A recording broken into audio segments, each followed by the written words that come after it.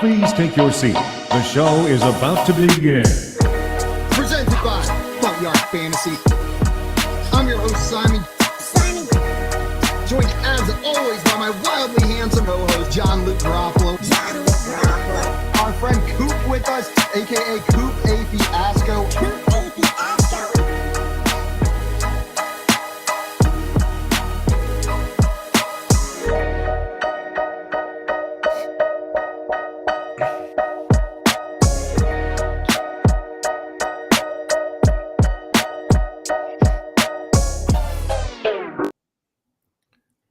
What's up, everyone? Welcome into the Front Yard Fantasy Morning Show here on Better Sports Network. I'm your host, Simon, joined as always by my co-hosts, John Luke Garofalo and Andrew Cooper. What's up, boys? What up? I am sad.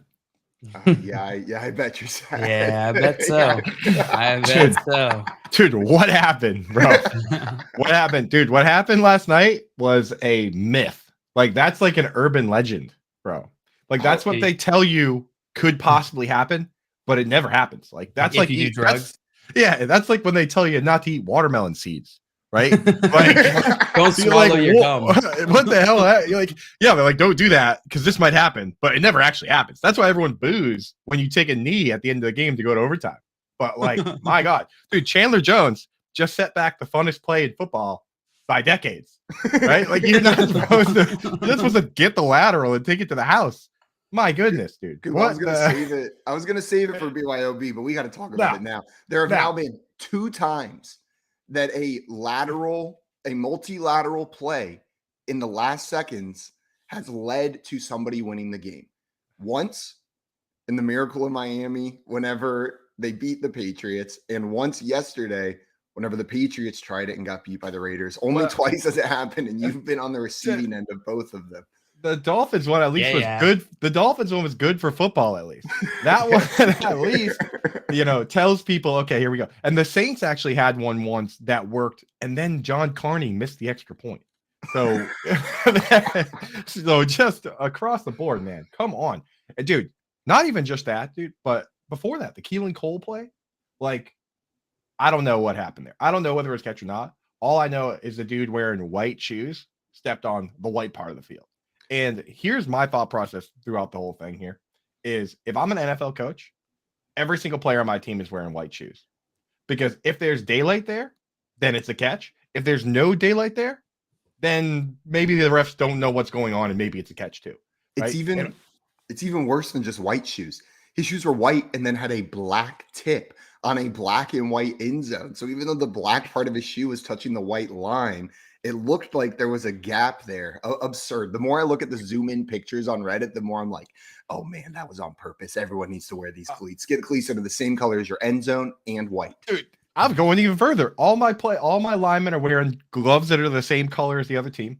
Cowboys want to wear white at home. Perfect. All my offensive linemen wearing gloves. We're holding every play. All my cornerbacks were wearing gloves that look like flags.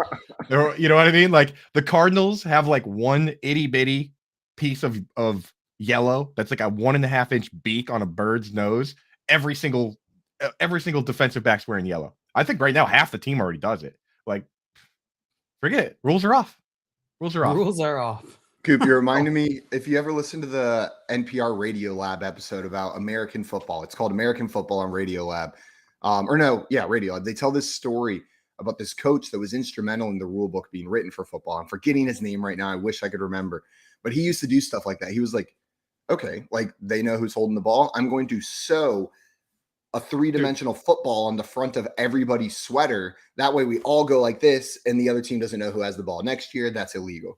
It was definitely George Hallis. It was definitely George Hallis from the Bears. I know because there's stories of that guy like taking the other team. They'd take the other team's towels and he would cut holes in half of them. And the other half of them, he'd put itching powder. Like that guy was a devil. And he was back then, he was like also the quarterback and he was the owner of the team. He was just like doing whatever he could. When times were different, when you could just do that stuff. That dude's straight up cheating, dude. We got some people in the chat ready to hang out with us this morning. Albert in here says, good morning, everyone. What's up, Albert? And morning, Tim Albert. Said, best weekend of football in years.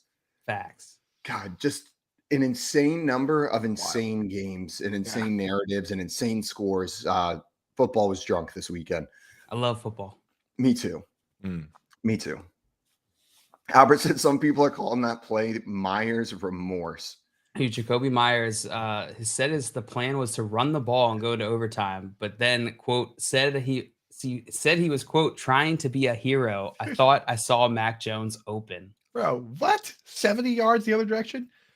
The Ramondre Stevenson pitch, that was okay. Like one lateral. Like you break through, and if you see a guy, maybe that guy could score. He pitches it to Jacoby. Jacoby went off the rails, off the reservation. You do the one pitch, and if it works, it works. If it doesn't work, it doesn't work. You don't turn and do huck 'em, chuck 'em football. That was. I was like, I knew as soon as we got into the show, this is going to happen. I was like, Tommy's going to come in hot. The first time I've Go seen Celtics, bro. Go Celtics, bro. Keith is gonna take this stupid thing and probably turn it into a goddamn commercial and play it on like stupid Moose and Keith. Is that why you just said damn to prevent him from using Yeah, it? exactly. Keith, you make this a commercial, you're fired. We got Tommy in the chat coming in with a rhyme this morning. He said, what a weekend. I watched the whole slate. Raiders got a win, and I am feeling great. Epic comebacks and playoff spots locked, but my favorite part was watching Mac Jones get rocked. It was not just a win. It was a crushing defeat for the Patriots and Coop. Man, that stiff arm was sweet. We were on a show last night when it happened, and JL just goes, oh my God, Mac Jones got bodied. And I didn't see it till stiff arm into the earth. Yeah, that's what you said. And I didn't see it till after the game. And I was like, I got to look up the stiff arm JL mentioned. And it was so casual. I hardly even noticed on the first walk. So disrespectful. Exactly. It was so disrespectful. It was just stay down, little boy. I was also at I was at a brewery when it happened, and only maybe 1/10 of the people there were actually watching the game. Meanwhile, I'm there in a friggin' Ty Law jersey, and just just flipping tables, and all these hipsters are just who won the match? I'm like, I will murder you. Who won the sports game? I will kill you. Don't talk to me. Yeah, you and your dog get out of jersey. Here. Yeah, you and your dog get out of here. You and your baby and your scarf out of my face. Oh my gosh. I say you know what? We've got a show planned. We've got all these segments ready to go. I say we just X them all and let Coop feed into. No, I want to just keep feeding it. You say you're done, but I bet we could get you to go for 3 hours about this game. Embrace the dark side. Fully embrace the dark side. Just go full dark side on this show. What else you guys want? What else upsets you guys? Coop and the Hogs back again. We're bad, dude. Tommy in the chat saying tomato toe tap catch. It's a tomato toe tap catch for you. Even worse, yeah. Now I'm definitely gonna eat that tomato. God damn it. Guys, as much as I want to keep talking about that Patriots game, and I'm sure it's going to come up again, we've got all sorts of other things we got to talk about. It is that time of morning. It is time for us to bring the stories, us to bring the news, and I hope you guys brought your own breakfast because it is BYOB. Bring your own breakfast. We've got the stories. You guys just got to bring a bagel or something. JL, did you bring anything to snack on this morning? No, I ate my cereal before the show, but I do have my juice. Wow. Ooh, the Pad to Juice Cup. And now I'm out of juice. What the hell? Oh, we got to start selling juice cups, JL. We got to plain white mugs. I would get one though. Honestly, I'm kind of intrigued. I gotta see what all the hype's about. What's the juice of choice this morning? OJ. That's solid. Is it always OJ? It's a classic. It's been OJ. I've been on an OJ streak, and Maria makes me feel bad for getting apple juice because it has too much sugar. Yeah, apple juice is so good. Yeah, Ben had OJ. I've been had OJ. I've been had free. I've been having OJ.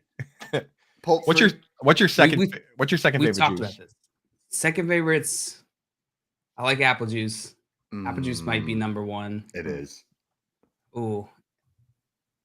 I don't know what the second one. Probably OJ then. Probably apple juice and OJ. Cran raspberry. Anyone a fan I used to do cran raspberry? My family used to do cran raspberry with seltzer water. Was like a drink growing up. Just drink that all the time. That was solid. I like all the crayons except for the ones that have the really sour tasting ones in there. Now it's escaping me. What's this really sour? Just grapefruit. Grapefruit, yeah. Not a big. I love grapefruit. Really? Yeah. I mean, grapefruit. Yeah, it's an acquired taste, but I think cran grape is probably my favorite. Cran grape, solid. Man, Got Spooky in here. Said good morning. Maria said good morning, Goobers. what's up, Spooky? Morning, What's up, Goober. Maria? Good morning. Good morning, Maria. Welcome in. Guys, I wanted to talk about another controversial call this week, and we talked a little bit about the Keelan Cole catch. But the one I wanted to talk about was the Terry McLaurin call in that Commanders Giants game. So What stupid, bro. the hell? Like, I hate the whole like, oh, the NFL's rigged, the NFL's rigged. But then I watch stuff like this and I'm like, maybe those wackos have a point. Like because Terry McLaurin checks in with the side judge. Am I good? He says, no, step up a little bit. He goes, okay, steps up a little bit, checks in. Am I good? Yeah, we're good to go. And then before the play even started, like the ref had his hand on the flag ready to throw it. Like he was like, yeah, you're good. Throw the flag. That was the most ridiculous thing, dude. He did the right thing, right? Once you check in, you're supposed to just be good. Even if you're lined up wrong, if the ref says you're good, you're good. That's in my opinion. It happened to you. You know that from the yeah. Patriots-Eagles Super Bowl. Not to pile on anymore, but Patriots fans were screaming about was it Alshon Jeffrey that they thought wasn't lined up properly in that play? Yes, but he didn't check in. Once you check in, it's like, because the reality is like, who cares, right? Like a couple little bit of space here or there, for the most part, isn't going to drastically change the play. So like, just checking to make sure you're on the line is the right thing to do. And the fact they threw the flag, what the hell? Yeah, like what a rug pull move, dude. He's intentionally trying not to break the rule. Like he's like, am I good? Like I'm trying to do the right thing fully, and got confirmation according to Terry McLaurin. And I'm not calling Terry McLaurin a liar. I think he did. I think he got that confirmation. Some of these refs, man, they make it all about them, huh? Like, it's such a big show. They're tired of being the supporting cast. Yeah, dude. They want to be in the spotlight for once. The best one is when it's a touchdown and it's defensive holding that's going to get declined. And the ref goes out there and he's like, holding. And he looks around and then he's like, on the defense. Yeah. Like the whole crowd's like, yeah. Like he knows that moment's going to be electric, right? Because if it's on the offense, he comes out and he's like, holding on the offense. Let's bring it back, Yeah, but if it's on the defense, he's like, holding. Yeah. That's hilarious. I've never even considered that. Like they walk out there and they're like, oh, I am about to be the hero. As long as it's at home. They all want the white hat. So you they're all just sitting there vying for the white hat, man. I'm about to bring this. Hockley gets to do it again. Hockley goes out with the flex. He's like, I'm about to bring the house down right now, dog. I swear I saw one yesterday where the guy was like, he did like the robot afterwards. He's like, yeah, on the defense, maybe that's a touchdown. Yeah, boom, touchdown. That's number 42. They're show stopping out there. I mean, it's not as bad as baseball. Baseball, they're just like that one does do like the stab motion to the point where now sometimes they get a little wild with this call. Just knocking people out, like you're out. This was like a full haymaker. Is Ed Hockley the one that during the Super Bowl wore the shirt 6 sizes too small and everyone just called him buff ref for like dude. Like the next morning I checked r/NFL on Reddit the day after that Super Bowl, and the first 10 posts weren't about the game. They were all about buff ref. Like every single one of them, people were obsessed. He's a big dog, dude. His son is now an NFL ref too. I'm not sure if he's runs in the family. Ref legacy. And my father before him was an NFL referee. And Grandpappy was a ref too. Sit down here on my quad, son.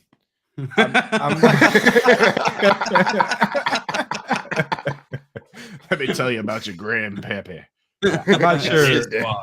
I'm not sure Sean Hockley is as ripped though. He's gotta hit the gym. He's a disappointment. Yeah, right. We got some people in the chat. DJ Duvernay, what's up, DJ? He said, good morning. That said, I'm in a tight playoff game. Barkley clutched up and changed my odds last night, up 10.4 points in full PPR. The other guy has Christian Watson left in. Can he maybe bust a no touchdown, please? What do y'all think? Ooh, that is a real sweat, DJ. 10.4 points. Coop, you think DJ's got it? You think Watson's going to get 10.4 points tonight, full PPR? If he does, he loses. If he doesn't, DJ wins. I mean, all that dude does is score touchdowns. Am I right? Like, yeah, sorry, DJ. Christian Watson. I think he got it, dude.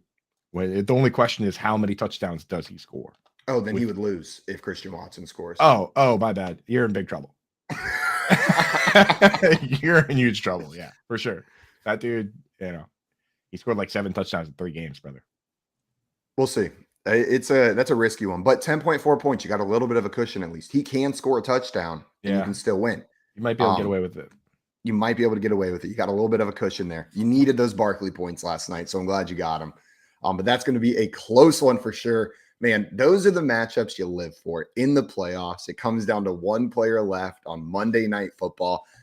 I don't know about you guys. I've been getting like romantic about fantasy football the last couple weeks. Yeah. Like sometimes you're playing and you're setting your lineups and you're doing the waiver wire and there's like a chore aspect to it. The past couple weeks, it's felt like we just finished marriage counseling and we're back in love again. And I'm just like getting romantic about all every decision and every matchup. I'm loving it. This time of year brings it out. It's all on the line, dude. And you really just have to picture like what it's like in April when we're just begging for a crumb. I'm like watching. Please, sir, may I have another pregame? I'm like watching game. I'm like watching guards run the 40. I'm like, this guy almost cracked 5-2. What a enlightening. What a stud, dude. He might go in the third. Like, just scraping up crumbs of football. So enjoy it while it's here. That's what when you're pressing F5 to see if Tyquan Thornton's record-breaking combine run was actually official or not official, and then you guys, oh wait, still the fastest. It doesn't matter. Yeah, exactly. Yeah, dude. Squirrel Bob in here saying good morning. What's up, Squirrel Bob? Welcome in. Squirrel Bob. And Albert, on the note of that Terry McLaurin catch, there was another controversial play in that game. And Albert said that last play should have been pass interference. There was a questionable lack of a DPI call at the end of that Giants-Commanders game as well.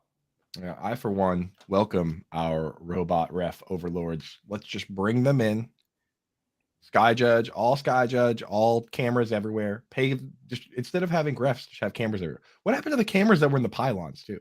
Like, I'm thinking obviously I'm just everything that people bring up, I'm just going to ignore it and talk about the Patriots game. So Keelan Cole, like what happened to the pylon cams? But like, why can't we just get the calls right? We have the technology. You know what I mean? Like tennis does it. They got that little camera that shows up and tells you whether the ball hit the line or not. They don't have to rely on the guy calling it. Yeah, well, that's because if we did that, then the league wouldn't be able to control the game's outcomes through the refs. Where's my tinfoil hat? Where's my conspiracy? Wife, get my tinfoil hat. Alex Jones, chemtrails. Maybe they're worried about the 5G interfering with the game if they use too many cameras, Coop. That could be it. That's right. Yeah, exactly. It'll interfere with all the chips that were in the microchips in the vaccines. So yeah, you gotta have to have refs on the field forever.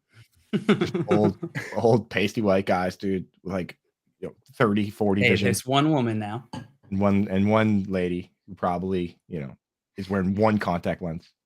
She's got a whole contact lens in. No one else wears a single contact lens, but she puts one in. She got one. Elevate yourself.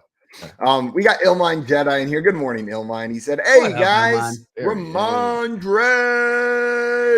Yeah, boy, Big Dad. Ramondre. Big Dad did work. Same as Latavius Murray. Still a force to be reckoned with at 32. Latavius got those points. Wild. Glad you got Ramondre and Latavius in your lineup, though. That works out pretty well. And DJ saying the refs in this league are trash. Have you guys ever refereed a sporting event and an actual sporting event, gone out there and had to do a little league or something like that? It's impossibly difficult, dude. I did a ton of little league, but I did like one football game and it was a nightmare. Every parent wanted holding called. I was just like, I turned the guy. I was like, you want me to call holding? I'd call holding on every single play. Like everyone is holding, brother. Everyone is holding. This is a disaster. You know this, right? Like same thing with baseball, like little league baseball. I'm like, if you want me to call, if the strikes are anything that you can hit with a bat, unless you want to be here until midnight, right? Like these kids are 11. You know what I mean? Like the strike zone's about this big. Like it's like 4 inches by 4 inches because they're like 4 feet tall. Right, that's what I mean. You want to call the real strike zone, or do you want to get home in time for dinner? Swing the bat. Tell Jimmy to swing the bat, dude. Come on, Jimmy, wake up, dude. What have you refed? You've refed too, Simon? High school or wrestling. Whenever I was in high school, we would host a wrestling tournament every year, like my high school would, and all the wrestlers on our team would referee the matches. And so I was put on the mat of 4-year-olds. And 4-year-olds wrestling, I don't know if you've ever seen it. No. Here's how it works. They both walk out there crying. Both. Every time. All 4-year-olds who go on a wrestling mat are crying before the match starts. You have to force them to shake each other's hand. You blow the whistle, and then immediately one of them falls over. The other one lays on top, and the match lasts. Maybe they roll around a couple times. The matches last like a minute almost every single time. I'm in there, and this is what's happening. These kids are crying. They're rolling around their fourth. They don't want to fight each other, but their parents are like making them fight. Like it's like paid fighting out there. And I get up there, and a kid gets pinned, and this man runs onto the mat for his 4-year-old son, who was already crying before the match started, and screams at me, "I came back from Afghanistan for you to shit all over me and my son." And I'm like, dude, he's 4 and he's crying. Maybe go check on him instead of yelling at me. Good God, dude. He had a can of tobacco in his hand. Like I thought he was going to throw it at me. He was like, definitely going to throw it. I got flashbacks back to that YouTube video. Like, looks like an ordinary can of tobacco. No, says I. Ninja Star. You almost got tobacco ninja start over 4-year-old wrestling. Like, there's no amount of money you could pay me to ref anything, really. Honestly, I can't believe you disrespected that soldier like that, Simon. I know, how unbelievable. You really need to vet who the parents are before you decide the outcomes of these children events. 100%. Yeah. If I would have known, I would have just waited 2 seconds and the other kid would have gotten pinned. That guy's just to avoid that whole interaction. This gentleman's son wins. But yeah, before the match starts, I look at the kid like, "Hey, can you point to your mom and dad in the crowd?" Just the winner. The winner is the gentleman, the son of the gentleman with the mullet and the jorts. He wins. And Joey said, "Well, I can see Simon is using his southern accent after only being back in the South for 24 hours."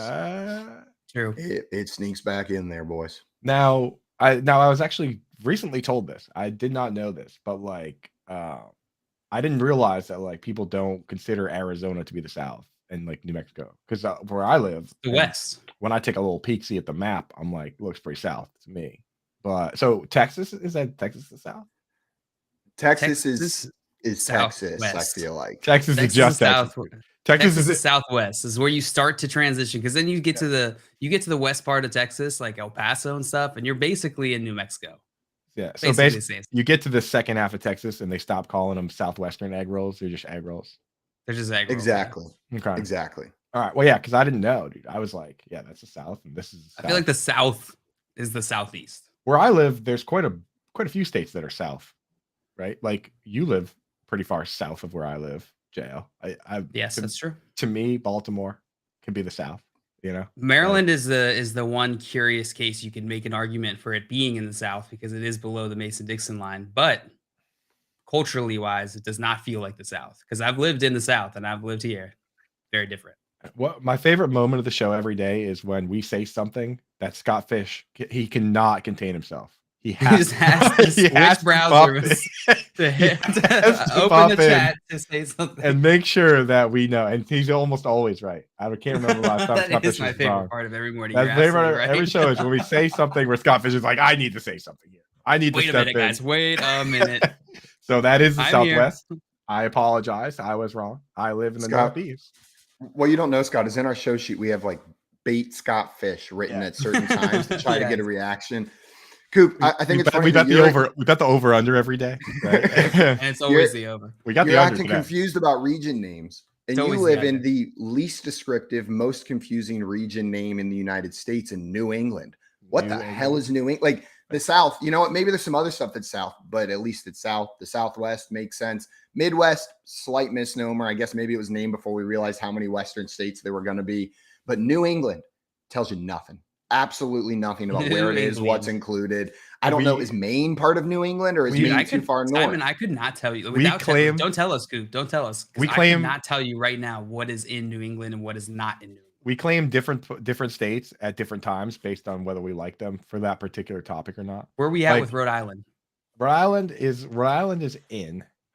But I think Rhode Island is definitively in. But I will tell you, like, Connecticut is in, except for when they're rooting for the Yankees, and then they are not.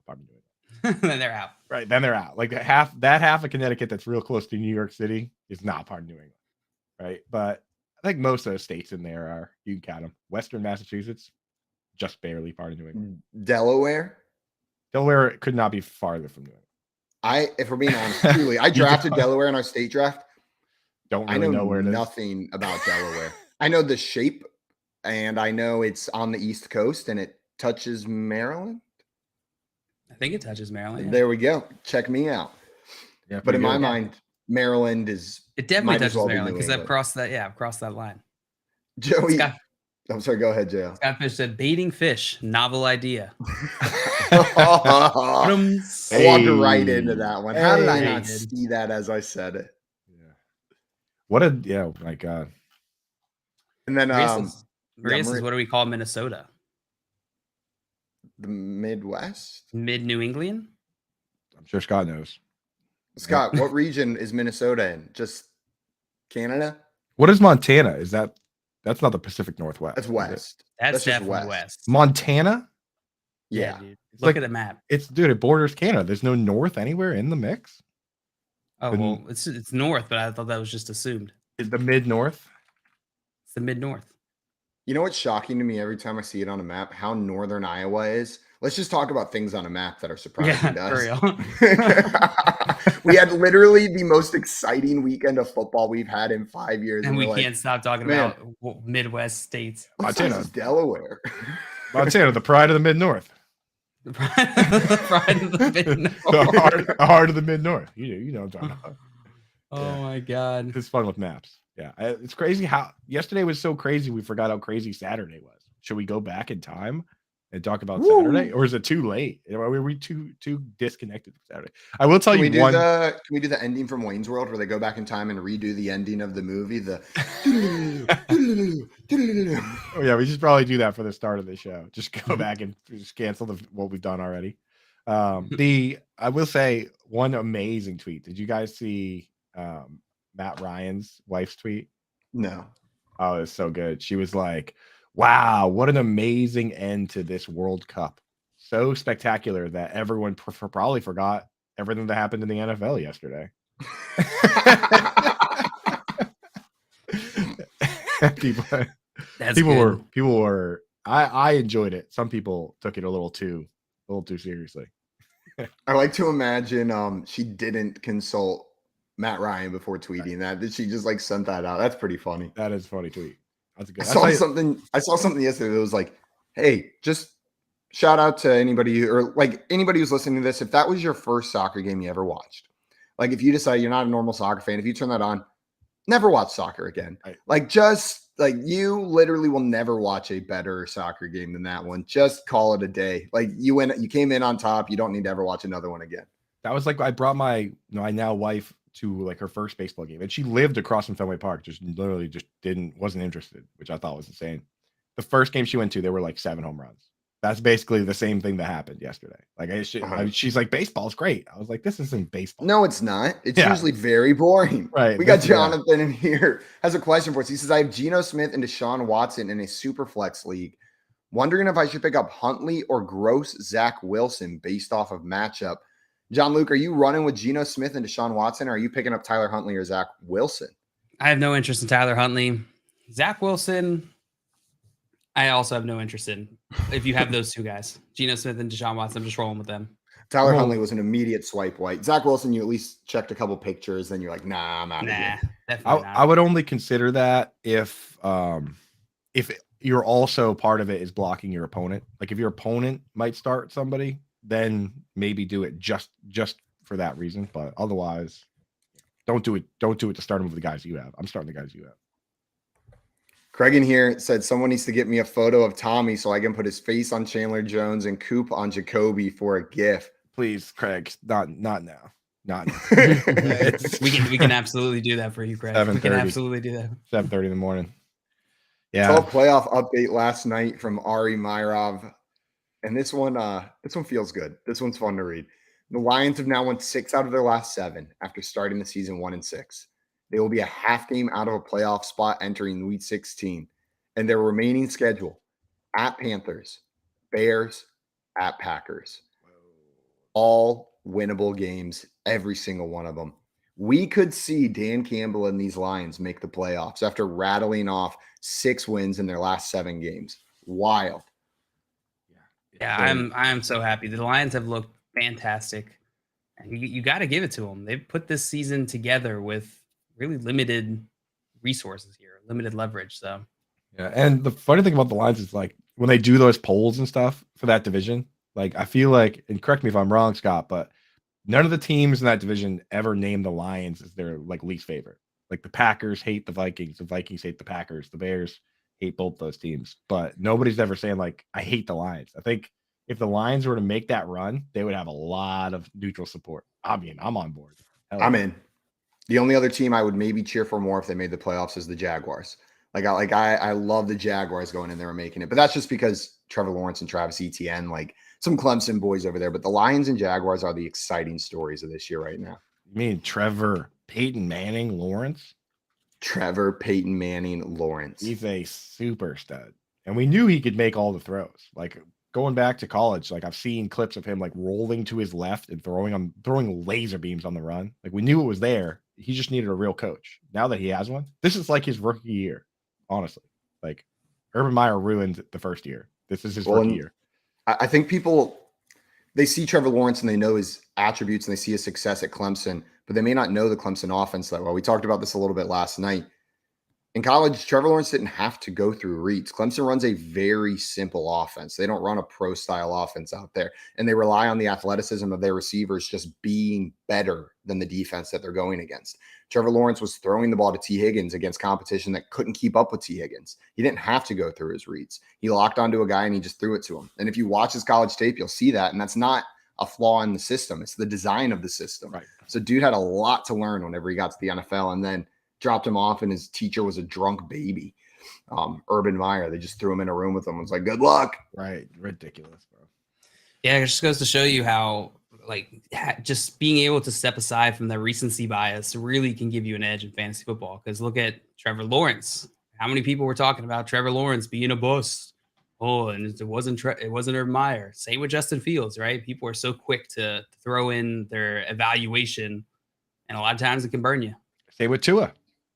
Right. Same with Tua. Yep. Peyton Manning is those the most guys. Predictable breakouts. All three of those, we were the whole time we were pushing that. Just wait, guys, just wait. And everybody was like, especially people invested, were like, it can't, like you had to be like, I like Tua, so I don't like Jalen Hurts, or I don't like Jalen Hurts because I like Tua. And one of my guys, I don't like Trevor Lawrence because I like Justin Fields, or vice versa. In one of my dynasty leagues, I drafted both Tua and Hurts, which is real nice right now. People forget Peyton Manning as a rookie threw 28 interceptions. But Trevor Lawrence threw 17 last year in a season with an extra game, and he can't be good. But how's that work? How's that math work? Yeah, 28 picks is what Peyton Manning threw as a rookie. It's shocking to me that people are shocked whenever quarterbacks like Mac Jones and Davis Mills, who ran pro-style offenses in college and have that skill set, come in and play better their rookie year. You know what I mean? They get drafted onto teams usually with a better situation, not so much for Davis Mills, but they're running a similar style of offense that they ran in college, and they come in here and they look all right. They look good. That's exactly what they were drafted for, right? Not for their ceiling necessarily, but that they're good players who can step in and start right away. It takes a minute for some of these other players to adjust to the game. Joey said the Lions are Ray Romano. I like that. Everybody loves them. Lovable. Scott Fish said, in fact, for some of us like me, they are my second favorite team. Wow, in division. That's wild. And Albert said, do you guys think the Jaguars can win the AFC South? It's in their hands now. They control their own destiny, I believe, over the course of the back half of this season, the last 3 games. They are in charge of whether or not they're going to win the AFC South, and they're looking good right now. Like, this Jaguars team is clicking a little bit, defensively not so much, but their offense is rolling. So I think they can. I think they can do it. The trick to people liking you is to have a self-deprecating fan base, I think, and also go through a great deal of pain, like the Jaguars and the Lions. The Bills, like Patriots fans don't necessarily hate Bills fans. They lost 4 Super Bowls in a row, and they just hang out and get drunk and jump through tables. So it's kind of hard not to like those guys. You know? once they win a Super Bowl, I think it'll be easier to dislike them. Yeah, that makes it a little bit easier. Yeah. Yeah, you're right. There's like fan bases where they show up and you're just like, like we love you guys. There they are. We got you right there. They're the boys. Squirrel Bob in here saying, I'm so happy for the Lions and I'm not even a Lions fan. And then saying, and the Jags get Calvin Ridley next year. People Going to be forget. scary. People forget. And T-Law's doing this with Zay Jones, Marvin Jones, Evan Ingram, Christian Kirk. You're going to add what I believe to be a true wide receiver 1 into that offense based on what we saw from Calvin Ridley before the suspension. It's going to be awesome. It's going to be awesome. I find myself already jumping on the Calvin Ridley hype train for next year. Like I'm sitting here just like, oh, I'm in. I know I'm going to be too high on him, but I'm trying to like, if I get this part out of the way now, by the offseason, maybe I can temper that. You're right. Who am I? I'm not one who like gets more reasonable. I get more unreasonable as time goes on. This is what happened with Darnell Mooney, Simon. No, this is different. Just kept getting hyped until all of a sudden, mid-off season, he's in your top 12 inexplicably. Next year. Oh, God. Next year. Top 5 season, Darnell Mooney. The ball's got to go somewhere. Yeah, someone's got to catch it. Someone's got to catch it. It's not going to be N'Keal Harry, am I right? Jonathan in here had a question for us. He said, do you guys think McKinnon will repeat what he did these last 2 weeks in week 16? Thinking about picking him up to put over Pollard. Coop, what are you thinking here? So, I mean, he looks very explosive. The question is, one of those guys that he just seems to score every single week, but he doesn't get the full usage. I mean, as of right now, though, kind of hard to bench a guy like that. He just keeps making plays. They should probably just start giving him the ball more. It is the Texans, though, too. I don't know. Here are the snaps for those wondering. Jerick McKinnon this week did lead the team in snaps. So Isaiah Pacheco played 27 snaps. That was good for 35%. Jerick McKinnon, 48, 62% of the snaps. 62% I can live with. I think Jared's kind of wheels up Jerick McKinnon town now, huh? I think in games that are close, he's the third down back. They use him a lot more. Games where they're behind or games that are close, Jerick McKinnon's going to see more usage. I didn't expect that in the Chiefs-Texans game this weekend, but the game was close, and we saw a lot of Jerick McKinnon. They're playing the Seahawks next week, which the Seahawks can score, right? So it may seem like another Jerick McKinnon week. Yeah, I'm fine starting him over Pollard. I think they're similar tiers. Pollard looked great this weekend too. It's no disrespect to Pollard. I'm probably still starting Pollard over McKinnon. I feel safer with that, and I think they have similar upside.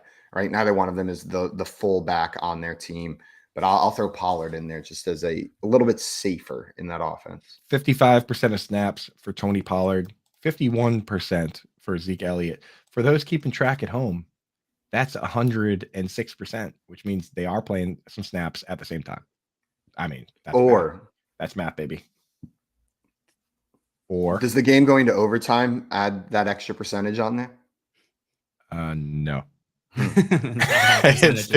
They still take the total snaps and then divide.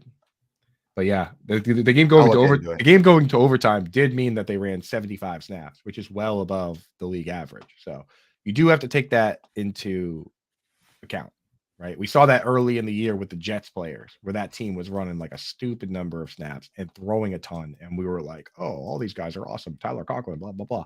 And then when they got back to running a normal number of snaps with a normal quarterback, not that great. Yeah. Jamie in here. Good morning, Jamie. Said Pacheco probably lost a couple of snaps because of his fumble. Probably. Yeah. Wah, wah. I think Andy Reid typically does that. Papa Reid. Yeah, you don't like that. You don't like that. Nah. Better Boston, you said another painful loss on a mountain of painful losses for Washington fans. Is there room on the Detroit train? Hell yeah, there is. Yeehaw. There's always room, baby. Dan Campbell bought the party bus. It's not even a train. He showed up with 4 charter buses that have stripper poles in the middle and neon lights. Dan Campbell is he's ready for everyone to join the party. He's ripping, man. And it's so funny, man. You think back to the speech he did on Hard Knocks. That's how his team is playing. Where he's like, look, he's like, there are some teams that are they're awesome. And those are the teams that are, that are going to be in the shallow end. And those are going to be the tough teams. He goes, we're going to have to fight harder than everybody else. He goes, here's what we're going to do. We're going to drag teams out into the deep water with us and just tread water longer than they can. And that's legit like what they're doing. Like they stay in the game and they keep fighting. And at the very end, when everybody's tired, they're the ones that aren't tired because they worked harder than everybody else. And that's pretty cool that he was like, here's how we have to do it, and that's how they are doing it. Good leadership, man. Good leadership right there. I see Craig in here. Craig said calling for next year already. Is Simon a Cowboys fan? That was the first NFL team that I had an article of clothing for. So maybe that's where it's coming from. It like seeped into my blood from the jacket I used to wear. You could get away with it. I think that you got Cowboys fan vibes. Do I? Is it because I live in Texas now? I think that's part of it, but could be the rest. Probably the mustache also part of it. That's fair. Yeah. I'll wear my cowboy hat. Not tomorrow. It's in a different city, but next week. There you go. Cowboy hat, dude. Yeah, wear it, and then we'll decide if you can officially have them as your second team, or do you already have another second team? The Raiders are probably the team that I cheer for most after the. Is it John Gruden? After the Browns? No, in spite of John Gruden. Kind of upset with that team right now. Yeah, it's your fault you made a bet. My second favorite team is probably the Rams, just because I love my Auntie Coopy and I like her to be happy, and she's happy when her Rams win. So we root for the Rams in this house. Very sweet, very sweet. I also love the Jaguars because of Trevor Lawrence and Travis Etienne. Like those were like the players at Clemson when I was at Clemson. It's fun to see them on the same team, and it's fun to see that team doing well. That's fair. What about you, Jail? Jail's only like he's like a half Ravens fan as is. Like, you know, you're kind of a wish you are a Ravens fan, but you're one of those Ravens fans that just like, He adopted them. I'm a Ravens fan. Yeah, I think the only time that I'm like, hold up a little bit is when people like assume I'm a Psycho fan. Right. They're like, oh wow, you must be just emotionally upset by that loss. I'm like, football. Yeah, they lost. It sucks. You know, I was pretty emotionally upset by. Yeah, that's me. I take it. I don't take it personally. Just like whatever. Don't ever take it personally. I've never known you to take it personally. I'm literally this morning throwing jerseys around my there's jerseys lying all over the ground because I was digging to find this Celtics sweatshirt. I was like, I'm like, first thing that comes up, Celtics or Bruins. That's what I'm wearing today. Celtics or Bruins. I think Dolphins might be a jerseys. Get them out of my face. Get them out of my face. I think Dolphins might be a front runner for my second favorite team here. Just love the Dolphins. And Tim. And we like to see Tim happy. And Tim's happy when the Dolphins win. True. And I mentioned it yesterday on the show, but man, that Saturday night game, the Dolphins Bills, was probably my favorite game to watch in a really long time. It was just fantastic. Everything about it was excellent. I see Maria in the chat. When is Auntie Coopy scheduled to come on? Dude, Auntie Coopy has some amazing stories. She's in the Mansfield, Massachusetts High School Sports Hall of Fame, and she's got some great stories. So we got to get Auntie Coop on. I'll talk to producer Keith about that one. Let's make it happen. Maria said, "What about them Giants?" And said that was a joke. Hey, they won last night. Yeah, they got the win. Back? Are they back after starting 6-1? They went on a tough streak right there. They're going to close out the season on a winning streak. Maybe. Dude, I'm convinced that no one actually likes the Giants, especially not Giants fans. like quietly. It's like Washington too. Like the Commanders. Like nobody actually really likes them, right? Right. You're just stuck cheering for them. You're stuck, dude. I saw Tommy mention it in the chat earlier, but Justin Fields hit 1,000 rushing yards yesterday. But at the post-game press conference, he said he doesn't plan on rushing for 1,000 yards every year. He views scrambling as a necessary evil. If that's evil, baby, then I love evil because I get so excited when I watch it. Like if that's evil, count me in. I'm done with good. Because oh my God. Like I jump off my couch every time and he does it every single week. Watching Jalen Hurts and Justin Fields run around in that game against each other. Yeah. If that's evil, then I'm the devil. Bro. Yeah. Like I'm all for it. It's just more fun that way. Watching Mac Jones fall on his back while he's trying to throw a screen pass. That's lame. Watch Joe Burrow take a 50-yard sack on 4th down. Like, no. Yeah, and then they called it back. That's crazy. God. Dude, how many times did Colt McCoy get sacked yesterday? Or there was one quarterback that got sacked like 100 times yesterday. It wasn't McCoy. It was not Justin Fields either, for sure. It was hold on, let me find it. Welcome to the Okay. new segment of the show. Coop looks for a stat. Let me scroll through stats. While saying, wait, hold on. Brett Ripien got sacked 7 times, but I remember looking at it like halftime. He had been sacked 6 times. Just getting roughed up out there. Wow. Ouch. Yeah, Fields got sacked 6 times in this game. Albert said in the chat, and I did confirm that. Most of that's his fault. That one run that he had, it wasn't a touchdown. He stepped out of bounds inside the 10-yard line. He got tackled 7 times and somehow didn't get tackled at all. Like over and over again, it was just like it looked like someone in Madden just like smashing the juke button and doing spin moves, and it just kept working. Like that's the play where you get mad at the game. You're like, that's stupid. That would never happen in real life. And then Justin Fields just goes out there and does it. So much fun to watch. Craig in the chat said Simon grows the mustache and now loves evil.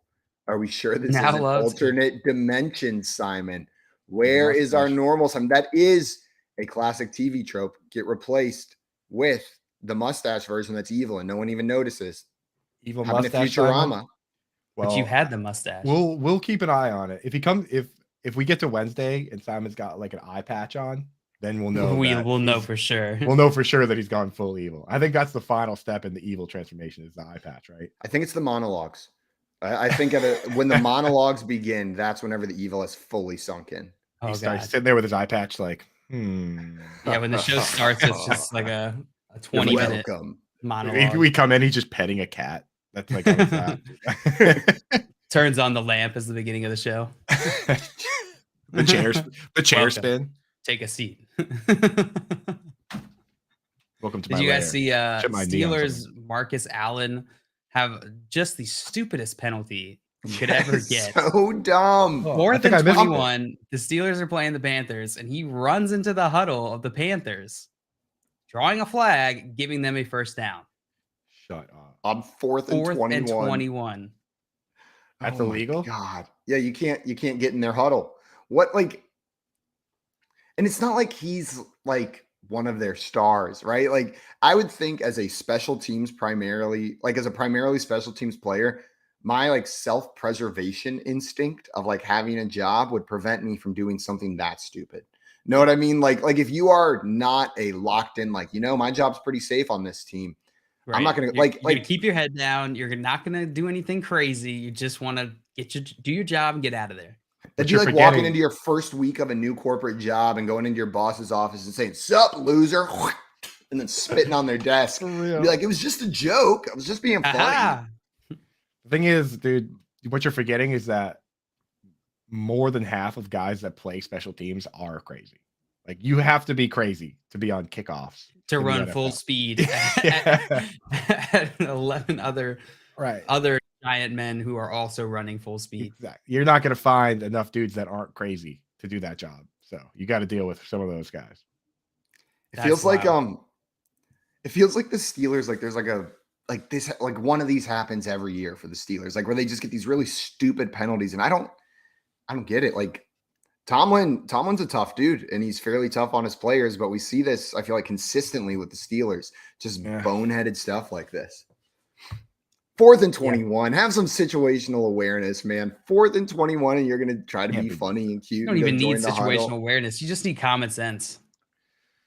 For real. For that one. Yeah. Or just know the rules. Maybe he was probably like, I didn't know I couldn't do that.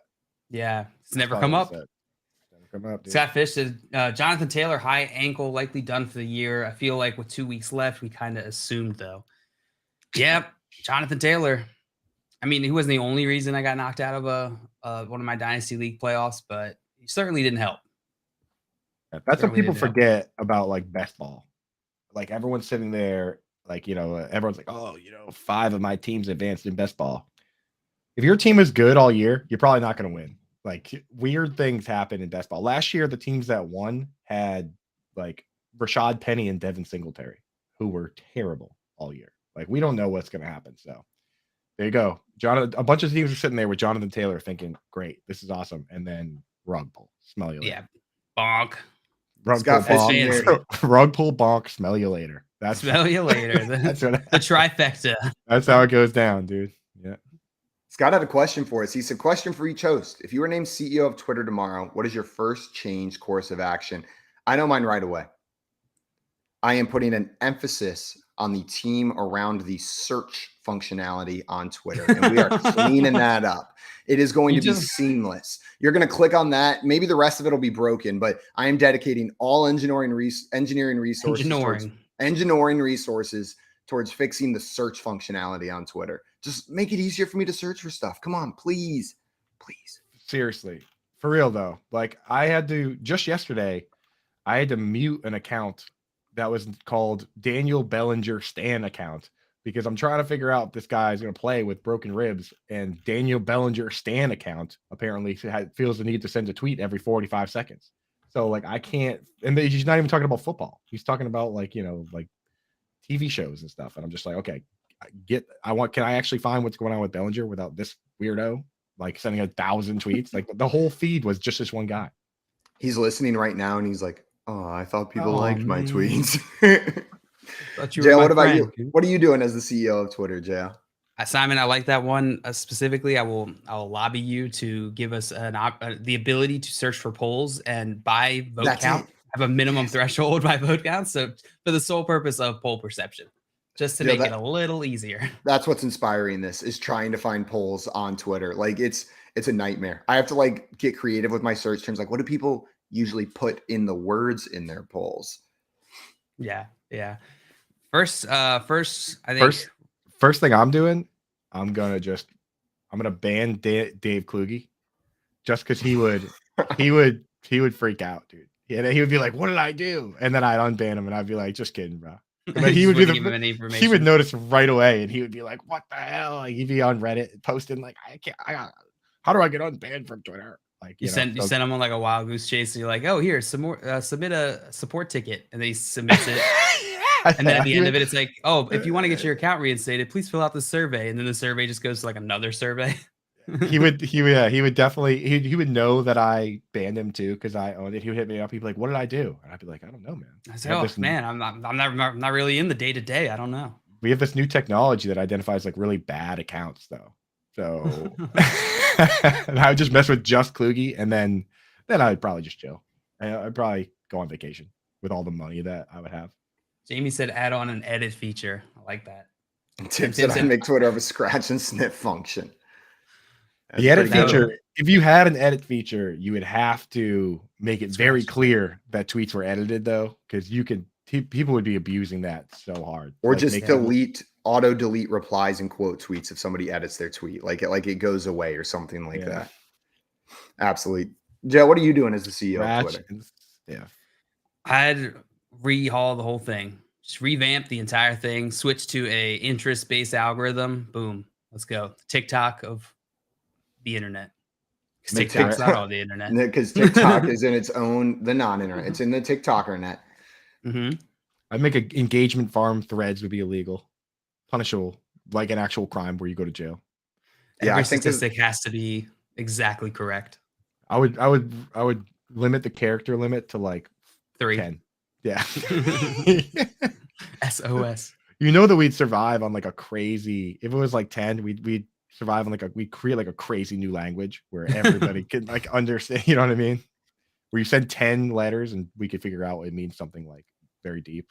The internet would survive some way, somehow. Tim said, make the full name Twitter. I hardly know her.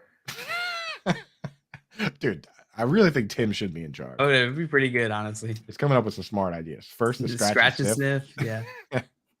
Honestly, they're about on par. Everything's fine with what Tim's saying right here. I think it'd be no worse than what's going on right now.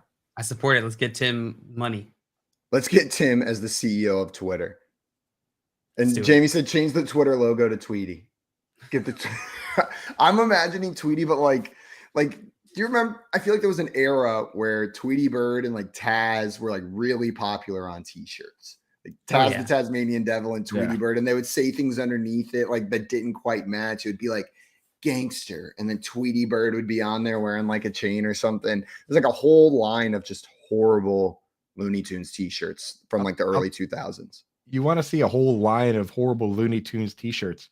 Like go to court to like do like a traffic ticket, and you'll see a whole line of people wearing those, waiting for their court date. Like I feel like that's like the on their Sunday best.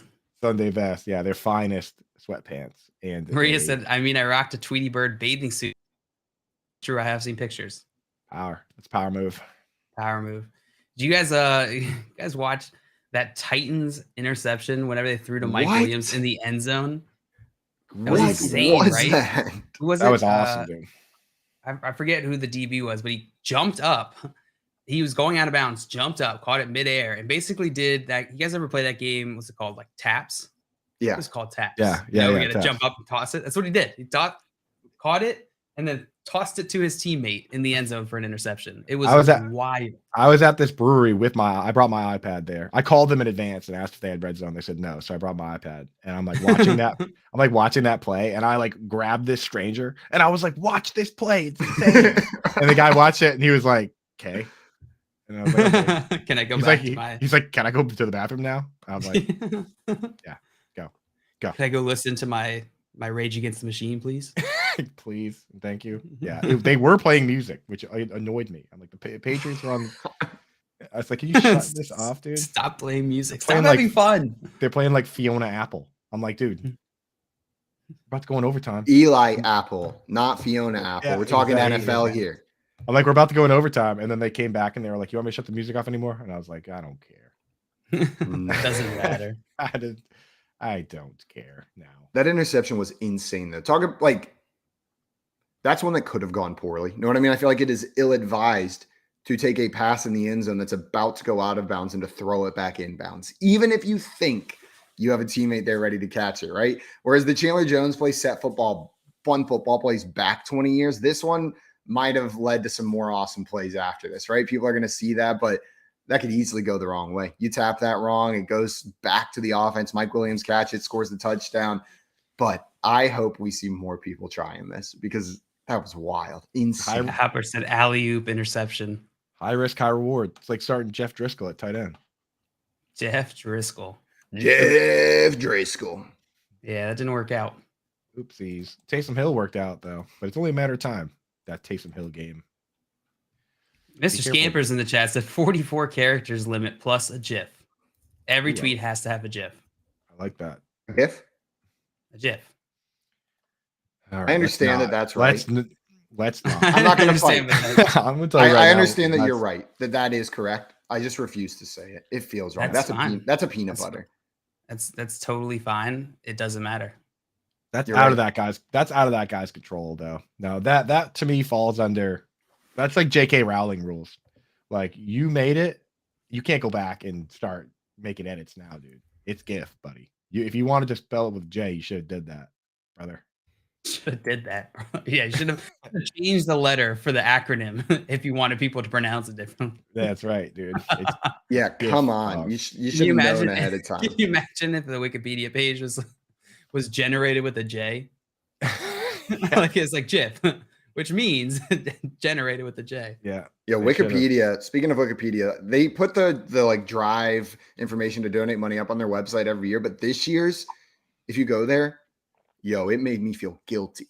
Like the words on the Wikipedia site getting you to donate this year. It's like, please, if you've gotten even $2 of value out of us this year, $2 worth of knowledge, please. And then they say things like, we're not going to sell. We're never going to sell. But we are free. We're a nonprofit. Like help us. Save us. Save me. Save me. Like it's just like I was laying in bed at like 1 a.m. like, oh shit, I feel bad for Wikipedia. Dude, what an exhausting business model to have to just beg. Every year you just have to go in there and beg. I donate. And if you go to my Twitter, you can see tweets going back to 2019 saying, don't forget to donate to Wikipedia, man. Because I use Wikipedia all the time. It's the best resource for going back and looking at the NFL drafts. It is. Yeah. But yeah, they do kind of make you feel sad about it. Like, I don't think they're wrong, but they're guilting you. They're guilt tripping you. I feel bad. You click on their page. This time of year, I click on the NFL draft page, and all of a sudden it's like, in the arms of an angel. And I'm like, oh my God. All right, here's $5. Sarah McLaughlin just pops up on your screen like, for only 25 cents, you can read every article that's ever been written in existence about anything that you've ever wanted to know about. And sometimes it will be wrong. She's just holding she's holding like 2 puppies and like one of them's missing an eye. And she's like, you have to Nothing to donate. do with puppies. Oh, it does. Tommy in the chat saying, okay, I'm done now. I will literally not mention it anymore. Fair. Just having his own conversation. Oh. Well, I'm going to mention it one more time because, Coop, one thing you love to see after the game, Andre Stevenson said, I take full responsibility. Jacoby Myers said, I take full responsibility. Mac Jones said, I take full responsibility. And Bill Belichick said, wasn't my fault. Bill Belichick said, damn right they took full responsibility. Everybody's dead. Yeah, we're on Bill Belichick classic. We're on to Cincinnati. We are playing Cincinnati next week. We're on to Cincinnati. Yeah, you know that he was just rage punching the airplane bathroom. How many times do you think he says, like, through the course of a year, this is why we don't do this? Like, because he's talked about this exact scenario in the past. He's probably talked about every scenario possible. And then when it goes wrong, he goes, I told you. I told you. And I'll kill you. I bet he doesn't even say, I told you. He's just said it so many times that, like, it's almost worse that he doesn't say it because you're just waiting for it. And instead he just walks in back to normal practice, back to normal team meetings. And everyone's sitting there going like, oh, he's going to kill us. But it's just the silent derision and the silent judgment from Bill Belichick that does you in. Yeah, he probably hits you with I'm not mad, I'm just disappointed. This is JB said Zach Wilson will be like, nope, wasn't my fault. 100%. 100%. Guys, coming up, we are going to make some predictions for this Monday Night Football game. And then we've got a segment we call the Moreau You Know, where we bring information that we want to make sure that everybody knows, some things that we've learned recently that we want to share with you guys. And then we've got our Week 15 recap, going to run through all the games that took place this weekend from a fantasy perspective, hit some of the high notes, the low notes, and break them down a little bit more. Right now, you're listening to the Front Yard Fantasy Morning Show here on Better Sports Network. What's going on, everybody? Matt Bruning here with Campus to Canton for the Better Sports Network, giving you a rundown of the bowl games from Monday the 19th through Wednesday the 21st, the Better Bowl Bets of the Week. Marshall is favored by 11 points over UConn for a good reason. Their defense is first in EPA per play, allowing just 16.2 points per game. One game they've allowed over 24 points, and 6 games they've had under 12. Marshall's offense does struggle, but UConn's defense and offense are bad as well. Their offense against top 65 defenses allow 10 points per game. Lean Marshall with the 10 and under 41 in the game total. However, I know 10 is a lot of points. Wait until that UConn team total comes out and play the under on that. Next up, Eastern Michigan versus San Jose State. San Jose State favored by 4 points. They are the better team on paper. Top 35 in both offense and defense EPA, and top 38 in both offense and defensive success rate. However, they've been trending downward since the loss of one of their teammates, and Eastern Michigan has been trending upward, winning 6 of the 8 of their last games. Samson Evans has emerged as a leading rushing threat with the 41st ranked offense in EPA per rush. Play Eastern Michigan, but I likely won't play this one. I don't have a good feel.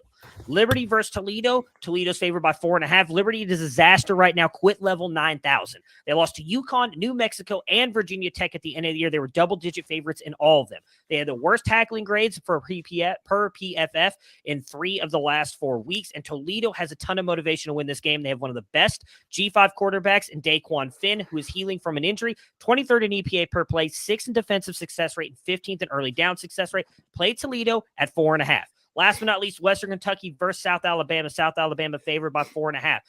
Western Kentucky is bleeding players into the transfer portal. Lost 3 of their offensive linemen and their star tight end Joshua Simon. South Alabama returns everybody, and when LaDamian Webb is healthy, which he should be for this game, they are 32nd in rush per EPA. Their defense 13 in defensive EPA and 13th in EPA per pass. Play South Alabama at 7.5, and maybe an alt line here. Make sure to stay tuned in to Better Sports Network every day for up-to-date bowl bets, and tune in to our show on Campus to Canton every Saturday morning from 8 a.m. to 10 a.m. Eastern.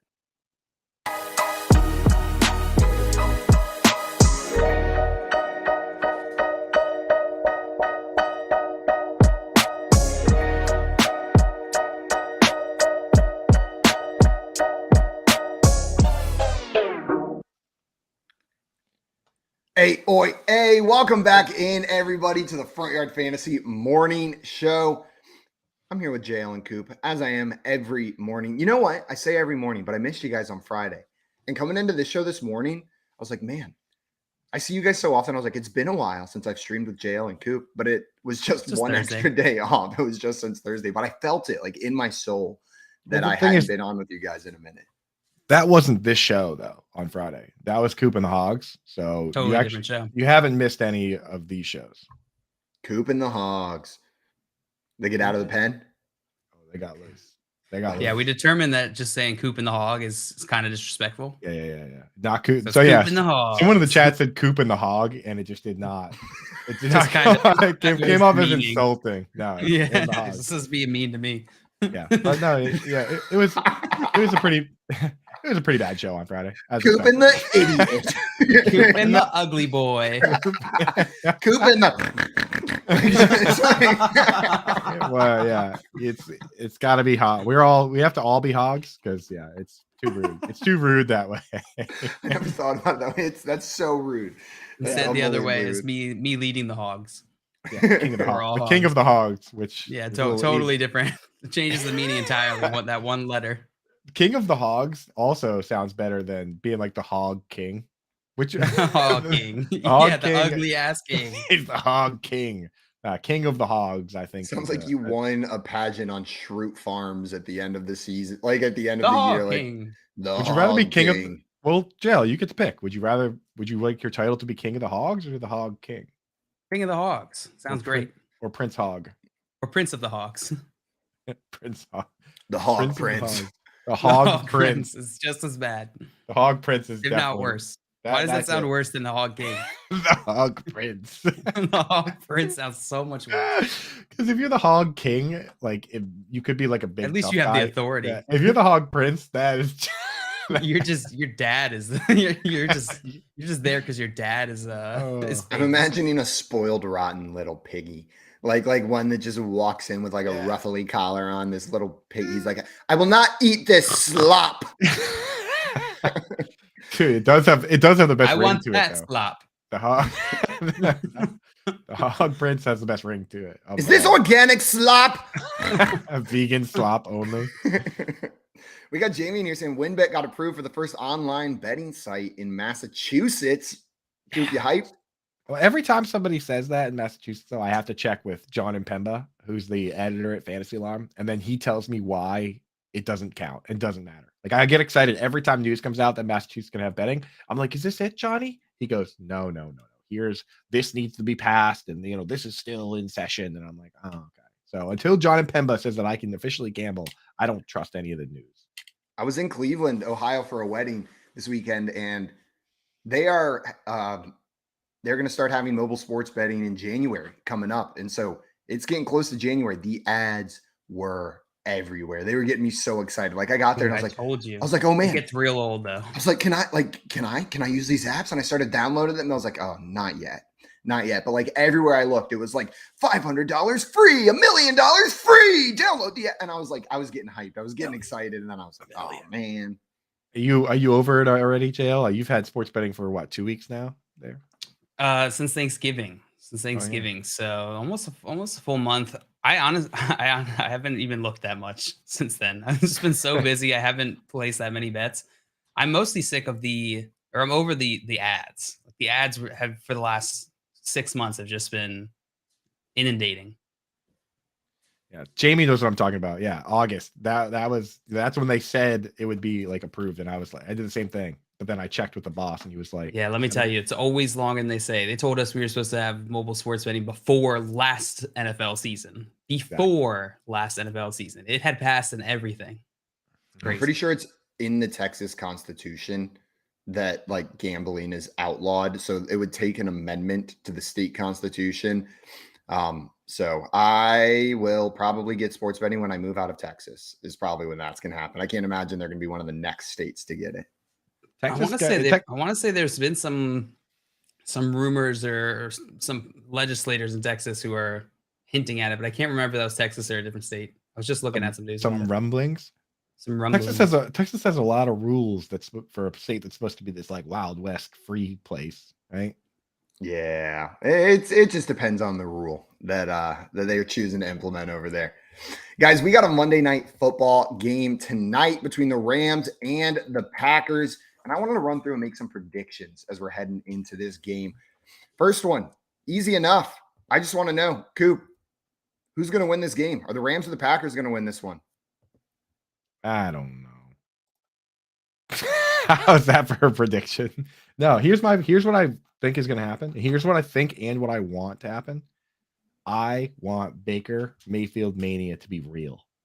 So even though the odds will tell you that the Packers should win, I don't know. I feel like Sean McVay is going to do his quarterback whisperer thing where he's like in Baker's ear, kind of telling him what he would do and what he wants to do.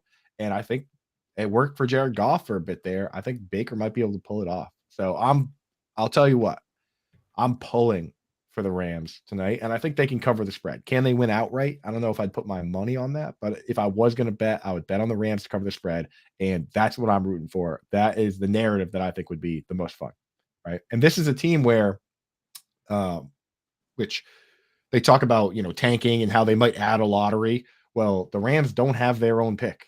The Lions have the Rams pick. So they have no reason to tank. They have no reason to lose and go into next year. They're playing for keeps. So Baker's going to be out there slinging. I'm interested. I'm rooting for the Rams.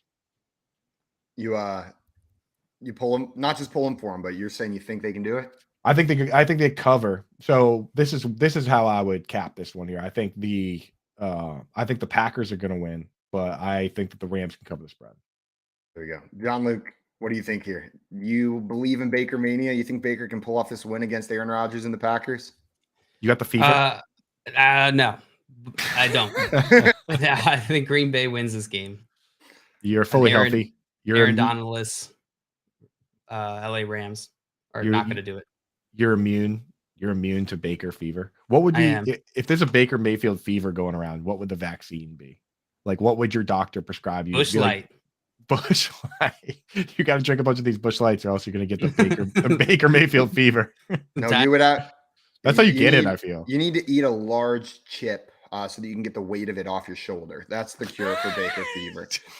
You got to eat the chip that's on your shoulder. I'm pretty sure it's salt and vinegar. It's like real salty chip that's sitting there on your shoulder, because Baker does nothing but play with a chip on his shoulder. I'm surprised he's not hunching in every game with the weight that he feels from it. Conveniently, you pick your favorite chip. That is my favorite chip. It's my number one favorite chip. I listen. Now, the thing is, you got to be careful with that chip, that big chip, because a big salt and vinegar chip, you eat that thing wrong and cut the corner of your mouth, day is over. Day is ruined. You guys ever done that? You're cured of Baker fever. What'd you say, Joe? Said you're going to finish that bag no matter what. Yeah, it's going to be painful though, dude. You have a chip cut in your mouth and you're eating salt and vinegar chips, man. It hurts. It hurts. Get a box of tissues. Yeah, you got to do it. It numbs it. By the time you finish a bag of salt and vinegar chips, you can't taste anything. You can't feel anything. Just same with sour Skittles. It is the same with sour Skittles. Let's make a combo bag: sour Skittles and salt and vinegar chips. Just the mouth destroyer. That's how you numb yourself enough to enjoy watching Baker Mayfield. Sour Skittles and salt and vinegar chips. Think about something else the whole time. Yeah, I think that makes a lot of sense. So, Coop and I are both saying the Packers in this one to win. What about you, Simon? I was hoping you wouldn't ask me, because my answer is Packers, but I was trying to see if I could stall long enough to like fully convince myself that I could say Rams here. Like, I was hoping if we waited long enough, I could hype myself up enough to say the Rams are going to win this one. But no, the chip's still sitting back there. It's going to be the Packers. The Packers are just the better team here. This Rams team, I'm buying into Baker mania. Maybe next year. Know what I mean? Like, maybe not on this team, because this O-line is terrible. The weapons that he's throwing the ball to, not great. And then it's not like they can rely on the running game to keep things together for them either. It's going to be rough. So I'm going to say the Packers win this one. We tried to stall for you so you could eat some chips and some sour Skittles, but we didn't give you enough time. Yeah. And Coop, you took the Rams to cover the spread. It's a 7-point spread. Green Bay favored by 7 at home here. I'm going to take the Packers to cover the +7. I think they get it done. I think this Rams team is bad. I think it's a very bad team, and I think the Packers cover here. I want the Rams to win. I'm with you, Coop. I am pulling for the Rams tonight. Like, that's all I'm pulling for. But I think the Packers cover, win pretty big. What about you, JL? Yeah, I think the Packers will not cover. I think the Rams will cover. That's a pretty big spread. I think Baker Mayfield and Sean McVay can put enough together to not be completely blown out in this game. JL just saved himself from being on the wrong end of an Ani Koopy text message later. Simon, you're in big trouble. Ani Koopy, if it helps, Darren Waller is my favorite player in the NFL. I know you love him. He scored against my Patriots this week. I don't know. Ani Koopy don't like that. She likes to see her boy happy. So you might be in the Ani Koopy doghouse, Simon. Sorry to say. Shoot, Ani Koopy, I promise I'll make it up to you. We'll I'm cheering for the Rams if that helps. I'm cheering for the Rams. We're cheering for the Rams. JL, who are you cheering for in the game? I'm cheering for the Rams. Yeah, boy. For Aaron Rodgers and the Packers. I was going to say, my dad doesn't care about the NFL at all, but he keeps up with it. He keeps up to date, but it's not his sport, right? But that man, he'll talk to me and be like, "How's Aaron Rodgers doing?" Like he just no, he hates Aaron Rodgers because Aaron Rodgers came on Jeopardy, was the host. My dad's a big Jeopardy fan. And then like he was forced to be aware of Aaron Rodgers in that moment and like all the nonsense. And he's like, God, I hate this guy. So guy that doesn't pay attention to facts. His on fandom the show about guessing facts.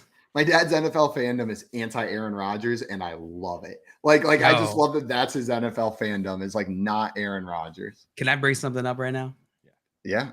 Over the last few weeks, I've been noticing my dad keeps casually slipping in like these little insinuations that Tom Brady is really just like a crook. And I can't figure out where this hatred's coming from. Like he'll just be like, it'll be like randomly in conversation, he'll be like, yeah, like, you know, this guy was being a total jerk to me. He's like Tom Brady. I'm like,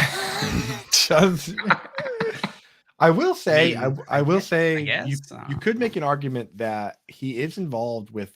There's this guy that's like his personal trainer, and he's got some kind of pseudoscience stuff going on that I don't particularly care for. And I have heard Tom Brady say some things where I'm like, not only is that definitely incorrect, but that's also dangerous.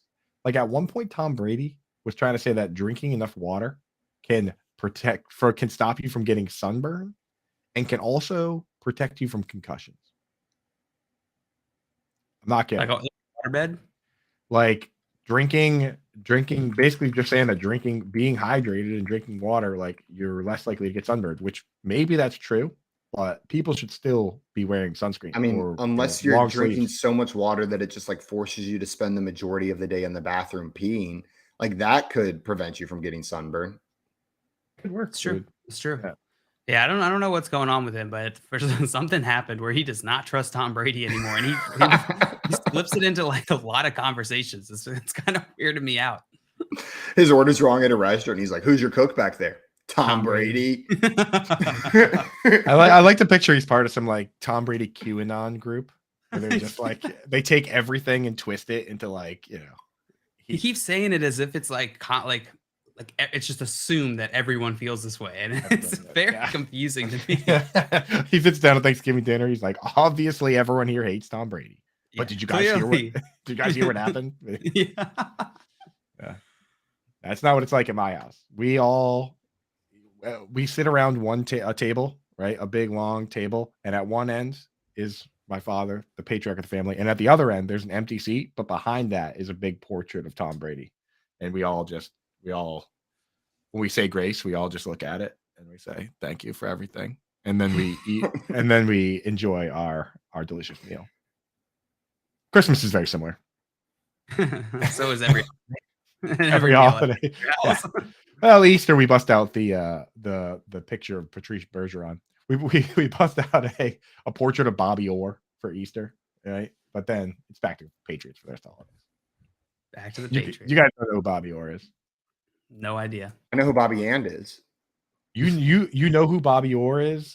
If you've seen like so stupid. If you see, oh my god, are you kidding?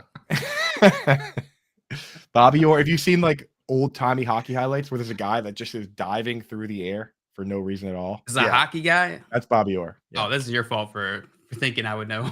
Thinking you might know. You know, at some point we're gonna have to talk about hockey. We get. I don't know a single person who's ever worn an ice skate. That seems incorrect. Yeah, it's a lot. But I can't. That seems wrong. But I'm trying to figure out how I could dispute that, and I don't know if I could. Yeah.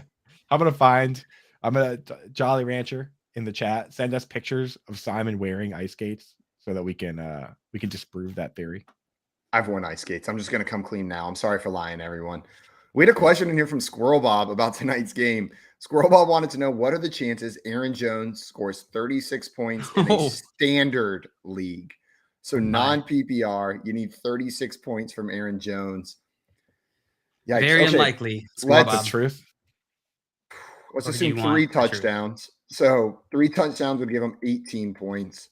So he would need another 18. He would need 180 rushing yards and 3 touchdowns. I guess 180 all-purpose yards, rushing and receiving. It's possible. I've seen one legendary athlete do something like that by the name of Zay Jones. Zay Jones. There you go. Super mega star Zay Jones. Though I don't even think he didn't get 180 yards. Yeah. In PPR, he got over 36. Squirrel Bob, I'm going to be honest. It's not looking good, Bob. Not good, Bob. Evan Ingram had 160. Evan Ingram had 160 yards, but only 2 touchdowns. Yeah. It's pretty rough. Do you think Aaron Jones will hit 36 standard points? I don't think he will, but it is possible. So hope. Good luck. Good luck, Squirrel Bob. We wish you the best. You got this. Maybe. Because we predicted who would win the game. We predicted the spread here. Now I want to know the over-under for tonight's game. A blistering 39.5 points. They're expecting a real barn burner here. JL, over or under 39.5 points in tonight's game? Give me the over. I've been taking the overs in this one. I'm going to keep doing it. Why is Jay always 10 minutes behind? He just came into the chat and said Ravens would be my second favorite team. Jay, dude, again, that was if you want to welcome him whenever he gets here. That was legit 45 minutes ago, dude. Somebody in the chat tell Jay he needs to hit the live button, bro. Come on. It won't help. He won't see it until 45 minutes from now. He can see the chat, though. Yeah, I see. Morning, Albert. Albert was in here since the start of the show, man. Yeah, Jay's time. That's my second favorite part of the show. First is when Scott Fish has to interject, and the second is when Jay hops in the time machine and says, "Whoops." Can't get it right. Coop, JL took the over here, unless I just got fully distracted by Jay and said the wrong thing. Are you taking the over or the under? Yeah, the under, dude, the over is the fun pick, but I think that the under is how the under best fits my narrative. Like if I could see a game where it's a low scoring game and that's how the Rams eke it out. And that also would lower scores are more conducive to teams covering the spread. Like if the score is like 16-10, that covers the spread and the under. And I think that if it gets into a shootout, I don't think Baker can keep up because he just doesn't have a good enough grasp on the playbook, doesn't have enough tricks in his bag. So if Aaron Rodgers is firing and he's hot, it's going to be tough to keep up. So I'm going to say under. I'm going to take the over. I'm with JL here, but maybe slightly different narrative. I don't think the Rams are going to be able to keep up, but I think the Packers are going to be able to knock out a decent chunk of this over-under all on their own. Albert said, I need Higbee to get less than 7 points. Hey, I like that bet a lot more than Aaron Jones to get 36 standard points. Pretty happy about that. And then Scott had a question for you, Coop. Oh, sorry. Go ahead. What about Higbee? Higbee, as of late, they've been asking him to basically be an offensive tackle. He's blocked on so many pass plays in recent games. He used to do this where he had seasons where he blocked on 36% of the pass plays. And as of late, he's been hanging in to block on 9-10 pass plays. So I wouldn't be surprised if he had just had 2 catches again. He's had last 2 games, 2 catches for 14, 2 catches for 11. Yeah, it's well within the range of outcomes. And Devondre Campbell is great at covering the tight end. So shouldn't be too hard to keep Tyler Higbee in the bottle. Another tight end question. Scott Fish said, Coop, how will Robert Tonyan do tonight? Exact statistics, please, including first downs. A pretty reasonable request.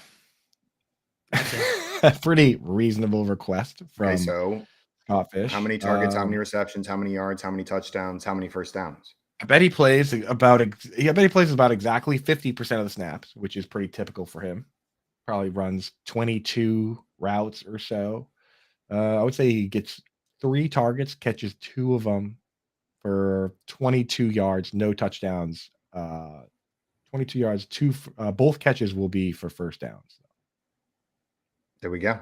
So bad if you're looking to start him in fantasy from what Coop's saying. Do not start Robert Tonyan tonight. He doesn't play. Like, he does not play enough. 51%, 52% of the snaps, doesn't run all the routes. He's kind of just there. He had the one game where he got a ton of targets. Beyond that, he's just been like hanging out. Not that good. Not that good. Not that good. Is the next prediction that I wanted to hit on. There's some ambiguity at pretty much all of the Rams skill positions. So what I want to know is which Rams wide receiver will finish with the most PPR fantasy points. Is it going to be Ben Skoranek? Is it going to be Tutu Atwell? Or is it going to be Van Jefferson? I'm going to go first here. And Baker seemed to like Mr. Ben last week, Ben Skoranek. I'm going to say Ben Skoranek is the wide receiver that has the most PPR fantasy points tonight. It seemed like him and Baker were starting to get something going. With a new quarterback in there who's learning the playbook, I feel like that connection, that comfort is going to matter more than maybe it would once he was more installed into this offense. It's just going to be a safety place for him. And that's where I'm rolling. But this is tough. Coop, what do you think? Well, I have a follow-up question for you, Simon. When Ben Skoranek and Baker sit down to have breakfast together, what do they eat for breakfast? English muffins with peanut butter. Ooh, that's strong. That's a strong breakfast. Toasted. And then for their beverage, peanut butter gets all melty. They have hot chocolate. Dude, so here, you want to hear something crazy, JL? Would have been orange juice. There have been times hot Orange chocolate for breakfast. Butter? Time out. What? Oh, so chocolate milk's fine, but then you heat it up and all of a sudden it's a problem. Like coffee, the hot beverage people eat for breakfast. It is a problem. It is a problem to have hot chocolate for breakfast, dude. Ridiculous suggestion. Man. But okay. I have to ask you guys a separate side question. We're going off on multiple side quests here. But when you guys drink your hot chocolate, do you prefer A, the big marshmallows, B, the little marshmallows, or C, a scoop of fluff? You guys might not have. I'm sorry, a scoop of what? Marshmallow fluff is? Yeah, I know what marshmallow fluff is. I have never even considered that on hot chocolate. I've never had it, and that's going to be my answer. Because marshmallow fluff is a gift from the gods in that jar. I could eat a whole thing with a spoon right now. Dude, take a big scoop of that and put it in there, enough to cover the entire top. It not only melts in there just like marshmallows, but it keeps your hot chocolate hot. It's like a little cover that's on the chocolate. Oh my God. At my cousin's wedding on Saturday, they had a full service hot chocolate bar after dinner was over. Like coffee and hot chocolate, and then all the different liquors and liqueurs that you could ever want in your hot chocolate or coffee ready to go in the back. And they had 3 different kinds: milk chocolate, dark chocolate, and white chocolate hot chocolate. It was for real. It was the game best. Day. They wake up in the morning and just have hot chocolate with like Zambuca in it. That's what they're having for breakfast. 100% every day. Let me work this back. So we were out here, we're coming back in. I was gonna say, JL, I've actually in the past, that is a problem. If your English muffin's hot and then you put the peanut butter on it, then it melts off, right? So I've actually in the past, when I know I'm like driving to work and I want to bring that, I've actually taken the English muffin out of the toaster and put it in the fridge briefly. Very briefly. You don't like the peanut butter melted? Peanut butter melted is like amazing. Like, I don't care if it covers my fingers and my face and my shirt. I want that peanut butter melted. I can't just show up to a meeting all the time. My mom would we put waffles in the toaster and then put peanut butter on it, and the peanut butter would melt on it. It's so I'm a professional, bro. I can't be showing up to a meeting with melted just marshmallow butter. Fluff all over yourself. Fluff and peanut butter all on my shirt, dude. And they're like, this guy. This is a man who knows what he likes. In your emoji pajamas. I'm not wearing the emojis. I'm a professional. I'm a professional. Yeah. I get up during the breaks wearing emoji pajamas. Sorry, I'm late. I was talking about marshmallow fluff with my buddies with my on the morning show. We had to sort some stuff out. Yeah, glad we got to the bottom of this. But yeah, the question you asked me, the answer is Van Jefferson.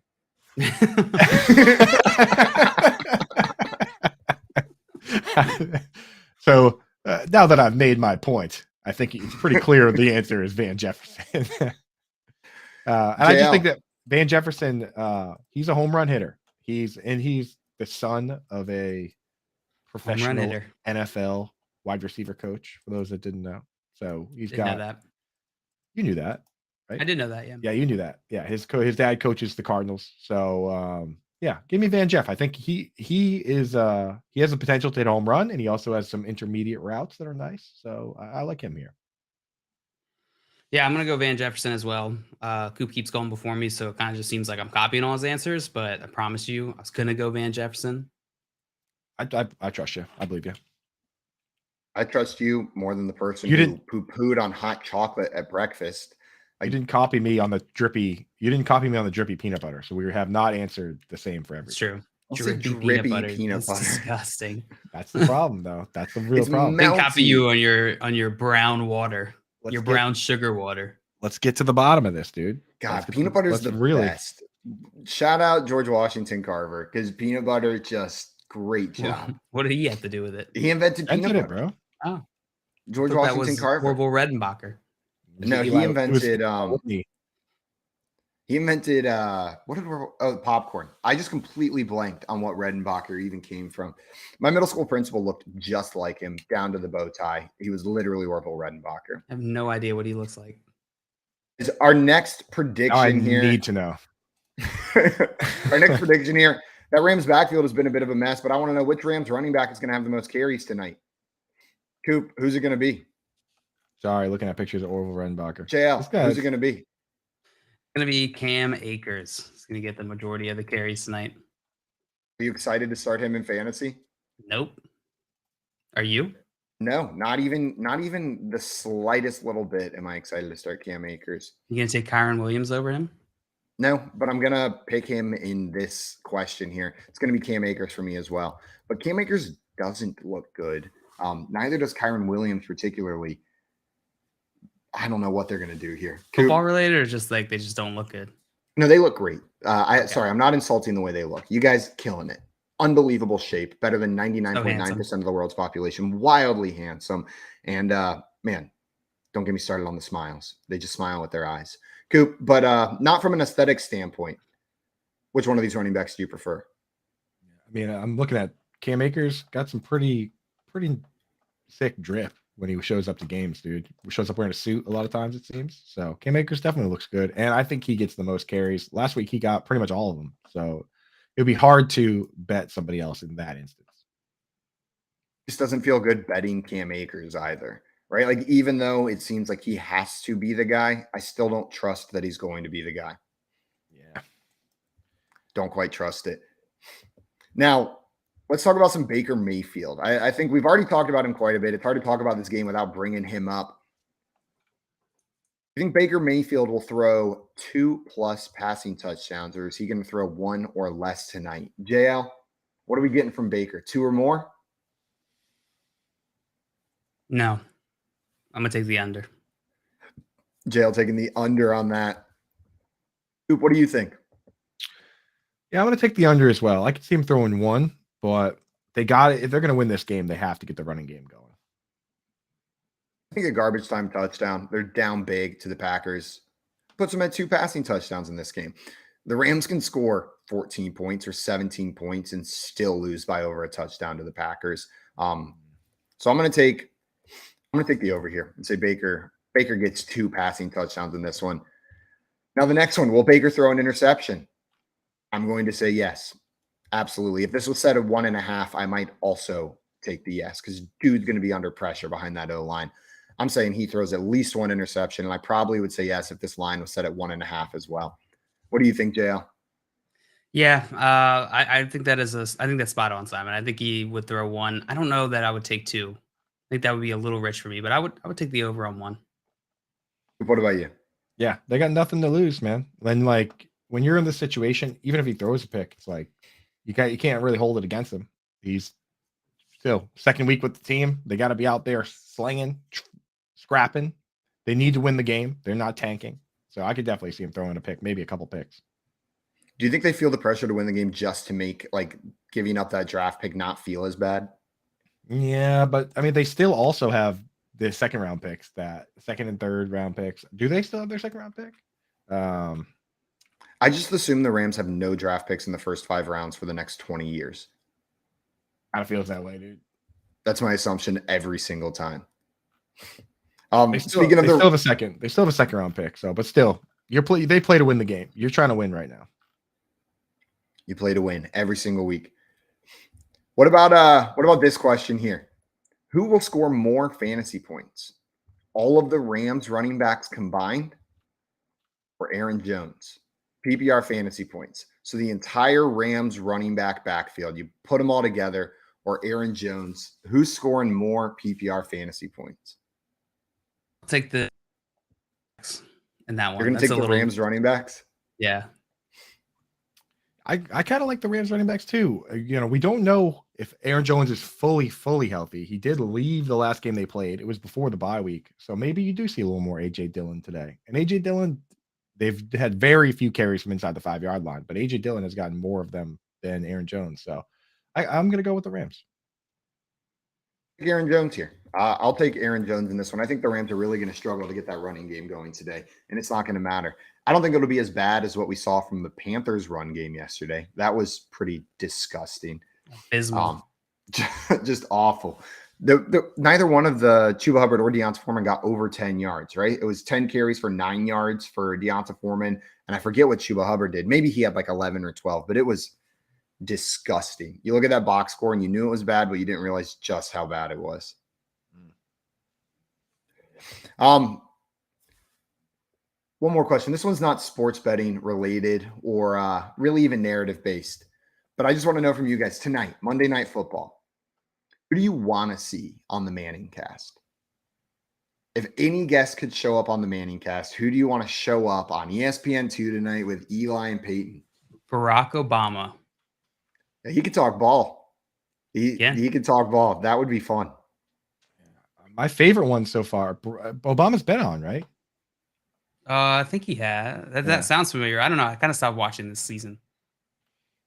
Yeah, I would love to see Bill Burr come back on because he was like he's a big football guy. Yeah, and he was on before, and it's like things get a little contentious with the Manning brothers because he's such a Boston guy. Like I love Bill Burr. He's so funny, man. I'd love to see him back on there. I want to see Zach Galifianakis come on the Manningcast. That would so be good. Terrible, bro. Nathan Fielder. No, keep Nathan Fielder off the Manningcast. Like Peyton and Eli are already a little bit uncomfortable. Know what I mean? Like if we're going stand a chance against Nathan Fielder. If we're going Team Chaos, then I want Eric Andre on there. Shows his ass on screen. On TV, national TV. I've seen his balls live in person. Imagine. In person at his show. He showed them to everyone just right there. I feel like if you just see Eric Andre anywhere, just out and about, you have like a 50-50 chance of seeing him completely naked. You're not wrong. Zach Galifianakis, Eric Andre, Barack Obama, and Bill Burr is the squad that we came up with. If we were in charge of planning the Manningcast, that's who the guest would be. It'd be so much better. Secret Service is not letting Barack Obama get in the same room as Eric Andre. You know who I don't want back on, and I'm sorry, Joe McHale. Please don't come back on the Manningcast. That was the most uncomfortable I've ever felt whenever you were on there. I remember him being on there. I don't remember him being uncomfortable though. I didn't see him on it, but I do like Joe McHale. But I heard that it was kind of rough. It was bad. It was why? What made it bad?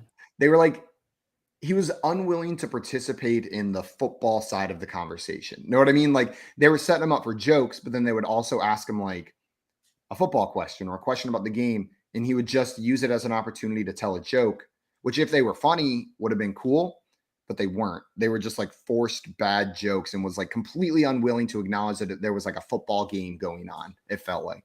Interesting. It felt like the whole joke was like sports ball. Know what I mean? Like whenever people make the like classic. Like, oh, a nice home run when they're watching football. Like, that's how it felt whenever he was on there. That sucks. I don't like that, dude. I don't like that. Not great. Not great. So you guys mentioned that you – oh, sorry. Go ahead, JL. Maria said, let's take that idea, JL, for the hot chocolate. What did you call it, Simon? Marshmallow hot chocolate fluff. Fountain? Oh, the hot chocolate bar? At the wedding, yeah. It was top tier. It was phenomenal. It was a power move to say, okay, now that dinner's done, everyone go get some boozy hot chocolate in the back. Boozy hot chocolate. That's pretty dope. You should do breakfast the next morning that's just McGriddles and hot chocolate bar. The Jerry Jones special. It's extra salt on the McGriddles. Sounded like you guys were maybe a little bit higher on A.J. Dillon in tonight's game because of the Aaron Jones injury. Do you think A.J. Dillon or Aaron Jones finishes with more PPR fantasy points tonight? John Luke? Oh, you're going to make me go first again? You just complained about Coop always going first. I know, but that was because it supported what I wanted to do in that moment. Now it doesn't, so I switched sides. He didn't want to go. He was just saying that he wasn't copying my answers, but he secretly was. So he wants me to go. He wants me to go first. I'm gonna go Aaron Jones over AJ Dillon. He's still getting the more of the split here than AJ Dillon. Even with the injury, I'm not as concerned. They don't have Aaron Donald. The Rams, that is, they're without Aaron Donald this game. Or the Packers don't have him either. Packers also don't have Aaron Donald. Yeah, I guess no one does at this moment. But Aaron Jones is over AJ Dillon. Aaron Jones over AJ Dillon from John Luke. The key to this is PPR, full PPR, because I think people underestimate how easy it is to get points in PPR compared. Like Aaron Jones, AJ Dillon, if he just does what he does and gets 30 yards and a touchdown, that's like 9 points, right? Like all you need is 3-4 receptions for 30 yards, and that already cancels out the touchdown. You know what I mean? And Aaron Jones is a starter, so he's going to get carries too. I think it's in full PPR. It's just so much easier to get points when you're the pass down guy, which Aaron Jones is. So I'd take Aaron Jones in full PPR. Maybe if it was standard, I would say, it could be AJ Dillon, but with the way the split is currently, give me Aaron Jones. No, it sucks when you look at a box score. You're watching a game and you see your running back has 100 rushing yards. You're like, oh, and then you go look at the score and he's got 10 points. Right. That's like what I mean. He's just got 10 points. That's it. We've seen it. I keep thinking. I always think back to that week that we did the, we did Family Feud, and I had to guess like the top 7 running backs, and Jamal Williams scored 3 touchdowns that week, and I was like, yeah, Jamal Williams, and then you were like, no, he's not even in the top 7 because this is full PPR, and like the number 1 back was Austin Ekeler, who didn't even score a touchdown, but he caught like 12 passes. Like that format changes everything, really. Changes everything. Guys, let's hit one more prediction for tonight's game about the aforementioned Aaron Rodgers. I want to know, does Aaron Rodgers score 15 fantasy points tonight in a 4-point per passing touchdown league? I'll go first on this one. I say, yeah, I think he's pretty safe for 15 points. You'll get 15 points out of Aaron Rodgers. I'm not sure how much more you're going to get from him, but I'd say 15 is a pretty safe bet. What do you think, Coop? Yeah, I think 15 is pretty reasonable. If you throw 2 touchdown passes, you are pretty much a lock for 15. So. Dale, are you copying Coop again, or do you think he's not going to get 15 points? I'm absolutely copying Coop. I can't think for myself. I'm going Aaron Rodgers over. Smart. You can think for yourself, JL. You melt your peanut butter like a champion. Melts it. Not anymore. He likes that. He likes that. Likes that liquid nutter. Just letting it drip all over the place, slipping around, sliding around on it. Please stop. Am I making it not good? Because I mean, that's what I picture. Oh, I was getting. I was just thinking, like, man, honestly, I just want to wobble with peanut butter. Exactly. That's what I was like. I gotta go get some peanut butter after this. Was my exact thought. Guys, coming up, we are going to get into a segment we call the Moreau You Know, where we teach you things we've learned over the past week, some things that we think it's important that everybody knows, and then we're going to recap the games from this week as well, run through them, talk about the highs, the lows, and everything in between. I think we might just spend the whole time talking about that Patriots game. That's what Coop wants to do. Right now, you're listening to the Front Yard Fantasy Morning Show here on Better Sports Network. Join Corey Nando and friends, presented by Mayo Media, weekdays at 3 Eastern on Better Sports Network. Brock Purdy card's already $85. That was me who sent that joint. That was you? Yeah, just Javon sent it to me, and I was shocked. So I shared it with the group, and I was like, "Why people spending their money on this trash? Like Brock Purdy cards going for $85? That's crazy." Brock Purdy could be a Super Bowl. This card is worth more than Justin Fields. Hey man, whether we like it or not, quarterback cards are worth way too much money, and he's not. I mean, don't you remember Bailey Zappi's cards went nuts for like the same thing as the Bailey Zappi, Brock Purdy. So if you got a Brock Purdy in some place at the bottom of your shoebox, you could turn that into a quick $100. Like how many? What do you think the population is on a PSA 10 Brock Purdy card? Oh, it's probably not 4? one because who would send in the Brock Purdy cards? Because what's out with this class, that gold standard is out in this class. That's really it. Certified. There's no Kenny Pickett Prism. There's no Malik Willis Select. It's just like Contenders Certified. Don Russell College certified. Oh, Don Russell. Certified. Oh, Elite is out. That's right. Certified Chronicles Prestige. In his college uniform, though. Yeah. Immaculate Collegiate. Rookie card auto out of 99. $31. College uniform. These are all college uniform Brock Purdy's. Where did he go to college at? I don't know, somewhere red. It looks like USC. Did he go to USC? No, he didn't go to USC. Iowa State. Iowa State. Shout out to my boy Trevor Ray. Brock Purdy from Iowa State leading the 49ers to the Super Bowl is everything that I want out of my life. Yeah. I want to see him try that.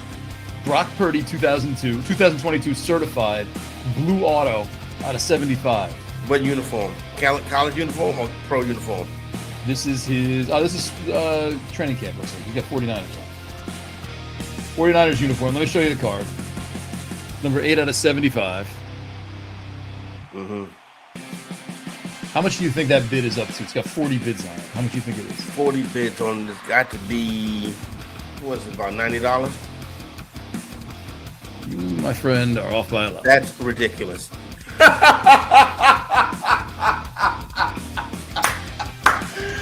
Oh, why couldn't I be dealt that hand? Join Corey Nando and Friends, presented by Mayo Media, weekdays at 3 Eastern on Better Sports Network.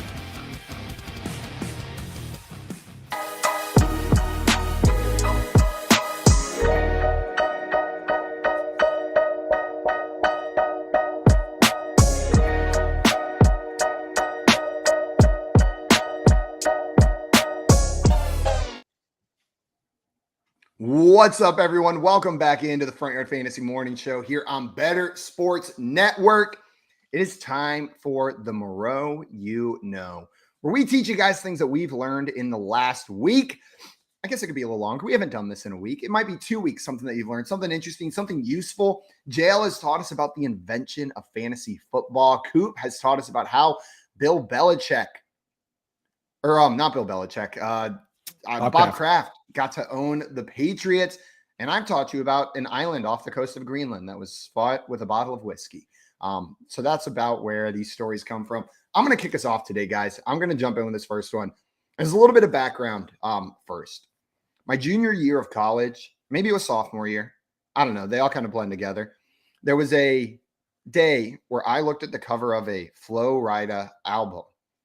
And Flo Rida had been in my mind for years. Know what I mean? I was aware of his existence. Apple bottom jeans. Right. That song was a banger in college. I saw the album cover. There was a blue outline of the state of Florida, and it hit me. And I went to go tell all of my friends this thing that I had just learned. Did you guys know Flo Rida actually spells Florida? And they said, yeah, dumbass. We knew that. So they were all fully aware. So my Moreau You Know today may be in a similar vein. Like, I'm sharing something that I thought I learned for the first time, but maybe it's common knowledge. T-Pain. Is this common knowledge? The T in T-Pain stands for Tallahassee. His name comes from Tallahassee Pain, which is what he calls like his life growing up in Tallahassee, that he had a rough life growing up over there. Tallahassee Pain, T-Pain. Was that common knowledge? Did you know that? I did not know that, dude. And I don't know why or how he doesn't have a hot sauce yet called Tallahassee Pain. Yeah, that's an amazing hot sauce name, is it not? Dang, you nailed it. It is. It's a great hot sauce name.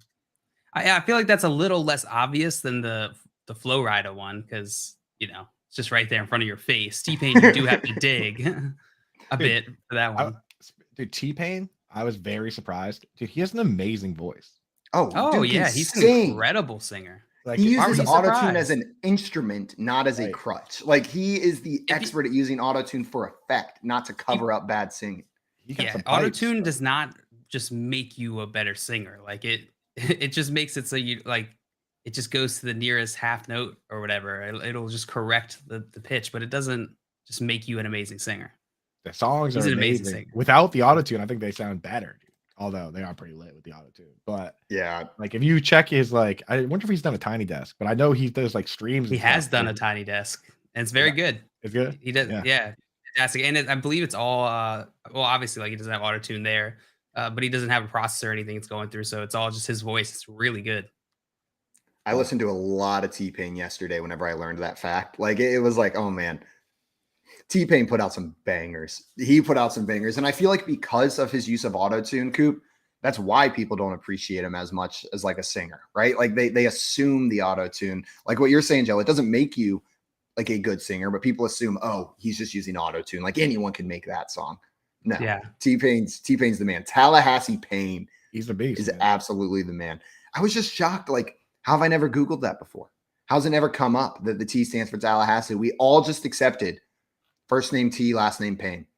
Like that's it. That's just his name. We got it. T stands for nothing. I honestly never thought about it. I just assumed it was a stage name that meant something personal to him. Tallahassee Payne. Why isn't there no mention? Oh yeah, it says it right in his Wikipedia. Short for Tallahassee Payne. Donate to Wikipedia today for please $2. For the love of God, please donate. Please do anything. Please, for the morsel of information you just learned, give me $2. That's pretty good, Simon. That's what I know. It's not a long one. Sometimes we come in here and we've got these really long ones, but that was one. It's short, but I did not know it. I was shocked to learn it. And it's not like it's like a shocking fact. It's just like, man, I've known about T-Pain for years and not once have I even thought about what that T stands for. Right.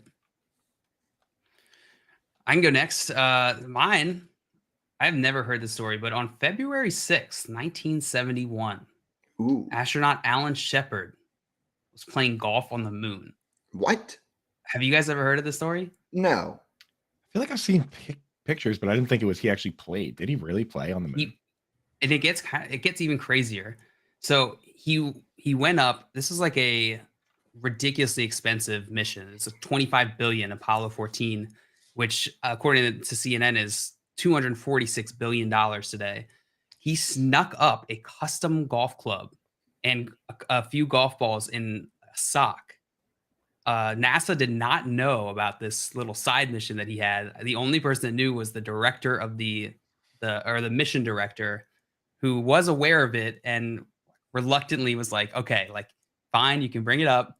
Fine, you can hit it only if there's time and only at the end of a mission, because every minute that they spend out doing a spacewalk it costs money, costs like millions of dollars. And so they were like meticulously scheduled these moonwalks.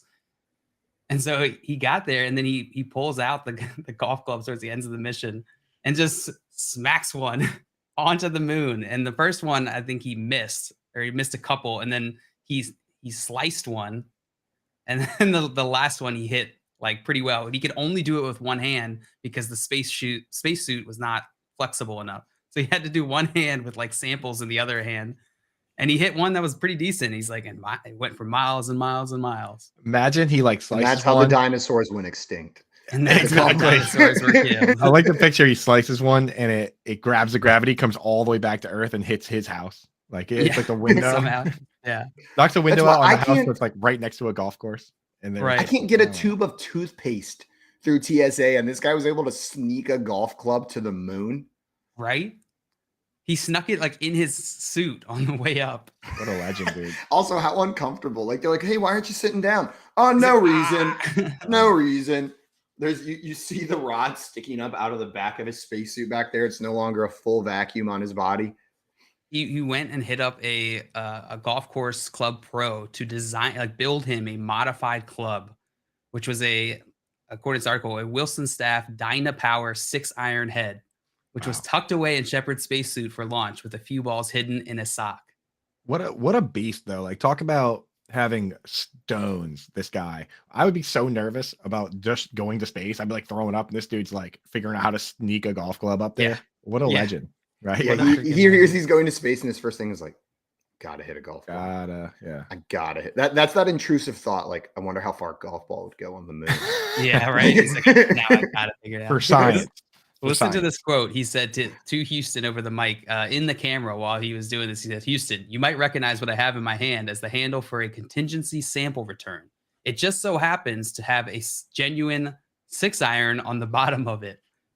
Shepard said, speaking directly into the camera. So he says, straight up looked at the camera. I was like, yep, I snuck up a golf club. Watch this. Also, it's funny that he snuck a golf club up and he snuck up a 6-iron. Like, you want to see how far he could hit it on the moon. He's like, I'm bringing a 6-iron. Like, Yeah, I don't why even not have just a go all 6-iron. out and bring a driver up there? That's Or probably Right. everyone's got that one club they feel best about using on the course, though. Like you You're go right. out of your 5 way to iron. be like, well, I got to use 4 my iron. 7. I got to use my 7 here. The 6 must have just been his go-to club, which is His the go-to, the weirdest club to have as your go-to. that's what I was thinking. That's an odd club. Right. 5 and 7 feel like the staples there. They are. I put my yeah. driver away a couple years ago and I've just been teeing off with my 4-iron. It goes way less far, but I end up on the fairway 90% of the time now instead. So that is my happy club. That is my comfy club. That's called growing up, Simon. The driver in the bag. Because the Whereas funny before, I would aim left. I would aim and I would hit it 20 yards to the left of the fairway. And then I would end up in the rough to the right of the fairway every single time. I did that for a while, Simon, and not because I got a little self-conscious about not being accurate with my driver. And my friend's dad is like my second dad. The whole time we're playing 18, the whole time he's just egging me on. I was like, oh, you're afraid to hit your driver. You can't hit it. You must not be able to hit it. He's egging me on. So whole 18, we get up there and I'm like, fine. I'm like, watch. I take out my driver, get up there, and I just slam dead straight onto the green on a par 4. And if you know this guy, he's like a man's, like he will talk all that trash the whole time, and he's just sitting there quiet, like, and I was like, yeah. I was like, the next one is definitely going to go off to nowhere, but this one dead straight. The last hole is perfect time to do that. Yeah. Whoop. Yeah. That's it. Now you don't have to Walk off. back it up ever again. Yeah. You're No, good. I don't think I ever played golf with him ever again. Just keep making up excuses now. I'm busy. I can't do it. Sorry, remember that drive though? Yeah, it's pretty sweet. Yeah. So for mine, I want to talk to you guys about I'm not sure you guys ever heard this name. Have you heard the name of Adam Muema? No. So Bless you. this is this is when I first started playing Dynasty. I was in college. We started a Dynasty when I was in college. So back, like 2011 is when I graduated, I'm pretty sure. So this was a guy that we had our eyes on. He played at Arizona State, and he was definitely set to be drafted. He played at San Diego State, Adam Muema. He had 1,600 yards from scrimmage and 17 TDs as a running back as a sophomore. Then as a junior, he came back, had 1,300 yards and 15 touchdowns. This guy was definitely going to get drafted, right?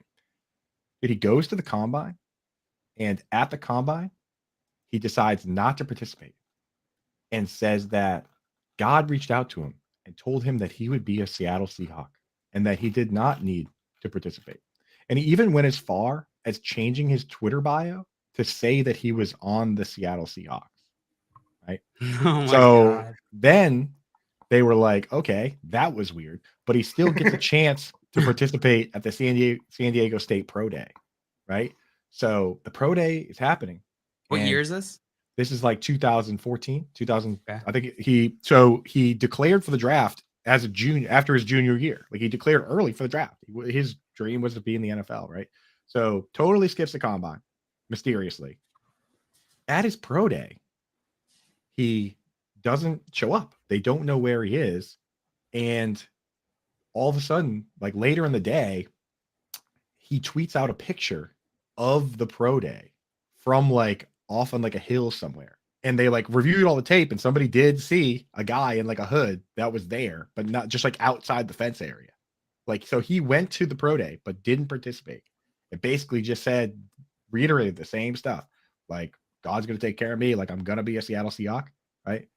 Then he didn't get drafted. And then for a while, he just disappeared. Like, nobody knew where this guy was. He wasn't showing up to work out as an undrafted free agent, just disappeared. So for a while, it was like the biggest, weirdest mystery, or not even a mystery. People didn't really even pay that much attention to it. I was following it because I was like, this guy's gonna end up somewhere. You know what I mean? Didn't end up anywhere. And I guess later on, he like resurfaced as like a YouTube preacher. But basically, this guy was a lock to get drafted and just disappeared, dude. What round was it? Were they thinking he was going to go into? He probably would have won like the 3rd or 4th round. He definitely would have been drafted. Like statistically speaking, and based on everything, like he was invited to the combine as a running back. Like he would have been drafted, no question. They said if he just showed up at his pro day, he probably would have been drafted. Yo, that's wild. That's like going on to Facebook and changing your relationship status to like in a relationship with Mila Kunis and just being like, "Hey, God said it was going to work out, man." Right, and like. Later on, like there was all the like you should really look into it because I didn't want to do like a full like this is serial. We're gonna cover the mystery of Adam Muema, like because there's so many different things that happen during it. Like if you go down the rabbit hole, there's all this crazy stuff. Like at one point in 2014, like in February or like shortly before the draft or after the draft, this like cult leader named Lord Rael like claimed that Adam Muema was a prophet and was like the next coming Messiah, and like kind of convinced. Oh, no. I think kind of convinced him that he was like a prophet of God, and like that he just decided like, and then at that point I think he just went off the rails, just completely off the rails. Well, I hope he's happy with his like where he's at now. I hope he's finding successes because that's rough. Know what I mean? Like if he did get tricked by a cult leader who it's like a requirement to be a cult leader to be charismatic. You kind of have to be. There's a reason they continue to exist, and it's not just because people are dumb, right? There's real reasons why people fall for this. What started out as a crazy story. Now I'm saying anything like, God, that's sad. Like it was his lifelong dream, and he was able to like kind of be convinced and basically have it taken from him. Yeah, crazy. It's wild. Yeah, you're like you said, football is not everything. You hope he's happy. I mean, we saw a basketball player that was drafted in 2020 recently just retired and said that it was too much stress and like he's just going to focus on the rest of his life. And you know what? Good for you, man. If basketball is making you that unhappy, then go do something else. He made enough money that he can do something else. But so football is not everything. In this case, it was so weird, man. This guy was a lock, bro. That's bizarre. That is a bizarre story. How do you spell his last name? Is it with a W or an M? It's Muema. Adam Muema. And when you type in like where is he now, I can't really even find. I looked at articles on it before I came on. I tried to like figure out what he's up to now, and I think he's just like a preacher for some the Ecumenical Order of Christ is what it says on his LinkedIn. That's on his LinkedIn, yeah. And there's there's a good number of conspiracy videos that he seems to be posting. So. There's an NFL article saying apparently he was switching to fighting for a while, boxing or ultimate fighting. Really? Yeah, that's wild. It was just crazy. It was crazy. Maria says, "Way to bring us down, Coop." Hey, I'm just sharing, on a high note. I'm just sharing interesting stuff. That's it's maybe I'll do something happier next week. That's wild. That's wild. That's absolutely wild. I'm sitting here thinking about like, man, but like we've seen players fall in NFL drafts because of things during the draft process, right? But to fall just entirely out, I've seen players like do worse than just put a team in their bio and still get drafted. Like there seems to be something odd. Like I wonder if like he met with NFL teams and brought up like conspiracy stuff or cult stuff or things along those lines, because it seems to be more than just like you skip the combine, you put it in your bio. Like, yeah, that's bad, but maybe now you're a 6th or 7th round pick instead of a 3rd or 4th round pick. Right. Everything that I've seen said that he was expected to be drafted somewhere like day 3, like 3rd, 4th, 5th round, but they definitely expected him to get picked. Crazy, man. Crazy stuff. Also, the Seahawks let him down, bro. The Seahawks should have taken him. Also, this is the first LinkedIn profile I've ever seen that lists profit as the job title.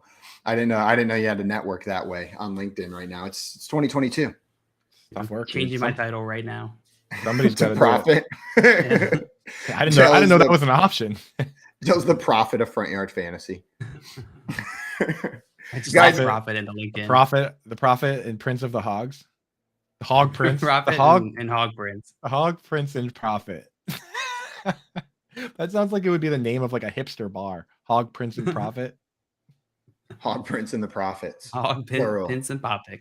Ooh. Hog Prince and Prophet. Killed it, Joe. Guys, coming up, we're going to break down these Week 15 games, recap what took place this past weekend, Saturday, Sunday, Thursday. We have football 3 days. We're going to be talking about a bunch of those games. Stick around here. You're listening to the Front Yard Fantasy Morning Show here on Better Sports Network. What's going on, everybody? Matt Bruning here with Campus to Canton for the Better Sports Network, giving you a rundown of the bowl games from Monday the 19th through Wednesday the 21st, the Better Bowl Bets of the Week. Marshall is favored by 11 points over UConn for a good reason. Their defense is first in EPA per play, allowing just 16.2 points per game. One game they've allowed over 24 points, and 6 games they've had under 12. Marshall's offense does struggle, but UConn's defense and offense are bad as well. Their offense against top 65 defenses allow 10 points per game. Lean Marshall with the 10 and under 41 in the game total. However, I know 10 is a lot of points. Wait until that UConn team total comes out and play the under on that. Next up, Eastern Michigan versus San Jose State. San Jose State favored by 4 points. They are the better team on paper. Top 35 in both offense and defense EPA, and top 38 in both offense and defensive success rate. However, they've been trending downward since the loss of one of their teammates, and Eastern Michigan has been trending upward, winning 6 of the 8 of their last games. Samson Evans has emerged as a leading rushing threat with the 41st ranked offense in EPA per rush. Play Eastern Michigan, but I likely won't play this one. I don't have a good feel. Liberty versus Toledo. Toledo's favored by 4.5. Liberty is a disaster right now. Quit level 9,000. They lost to UConn, New Mexico, and Virginia Tech at the end of the year. They were double-digit favorites in all of them. They had the worst tackling grades per PFF in 3 of the last 4 weeks, and Toledo has a ton of motivation to win this game. They have one of the best G5 quarterbacks in Daquan Finn, who is healing from an injury. 23rd in EPA per play, 6th in defensive success rate, 15th in early down success rate. Play Toledo at 4.5. Last but not least, Western Kentucky versus South Alabama. South Alabama favored by 4.5. Western Kentucky is bleeding players into the transfer portal. Lost 3 of their offensive linemen and their star tight end, Joshua Simon. South Alabama returns everybody. And when LaDamian Webb is healthy, which he should be for this game, they are 32nd in rush per EPA. Their defense, 13 in defensive EPA and 13th in EPA per pass. Play South Alabama at 7.5, and maybe an alt line here. Make sure to stay tuned in to Better Sports Network every day for up-to-date bowl bets, and tune in to our show on Campus to Canton every Saturday morning from 8 a.m. to 10 a.m. Eastern.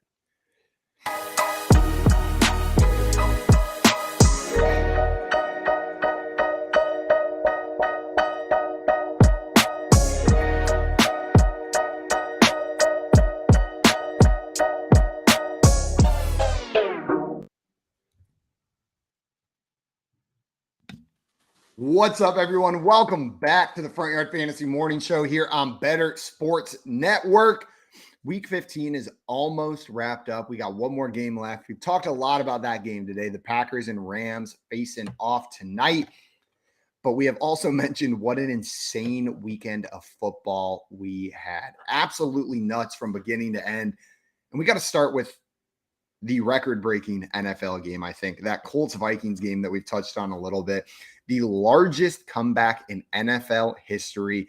The Vikings go on to win 39-36 in this one with 22 fourth-quarter points to send it to overtime. 14 in the third, that's just nothing, right? We're not even worried about that. But 22 fourth-quarter points. At one point, the Colts were up 36-3 in this game, and the Vikings came back. And this is the funny thing about this game is that it's so ridiculous, but at the same time, it's the exact characters that you would need for this game.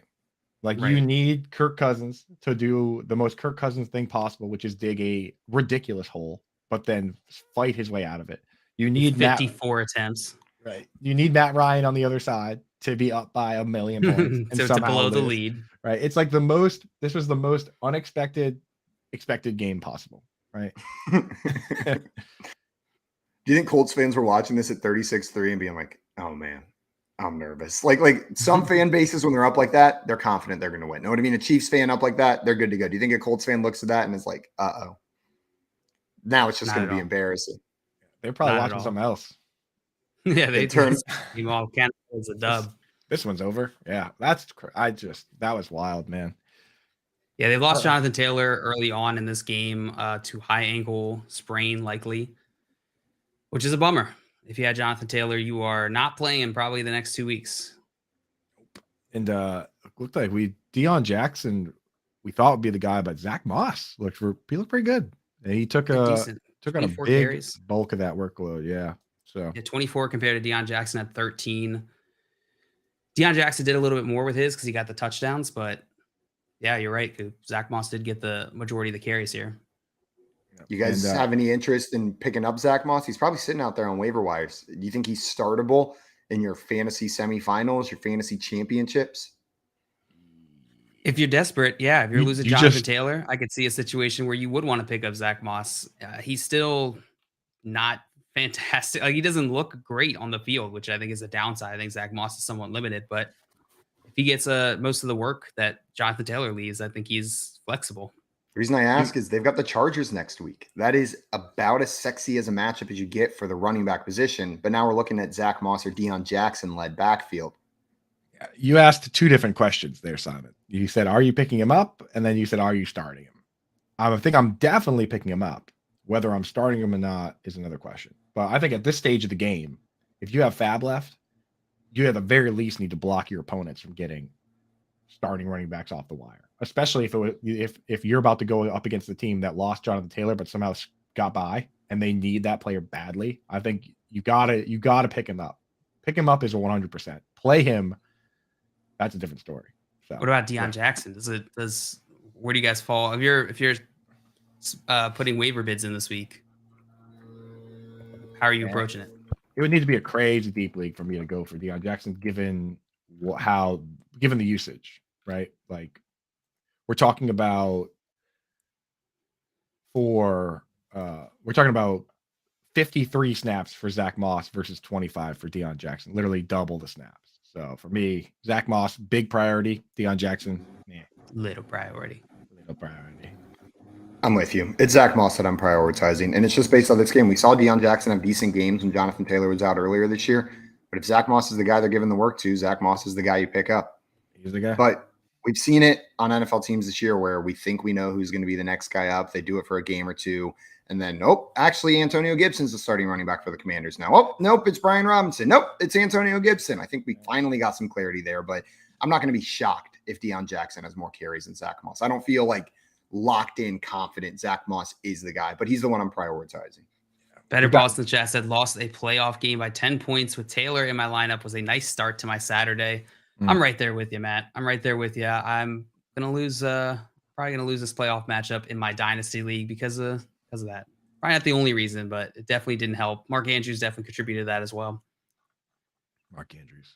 A lot of tight ends let us down this week. We'll get to a few more of those as we go, but a couple guys stepped up. A couple guys that were in smash spots let us down. TJ Hawkinson, he got it done, but it wasn't earth-shattering.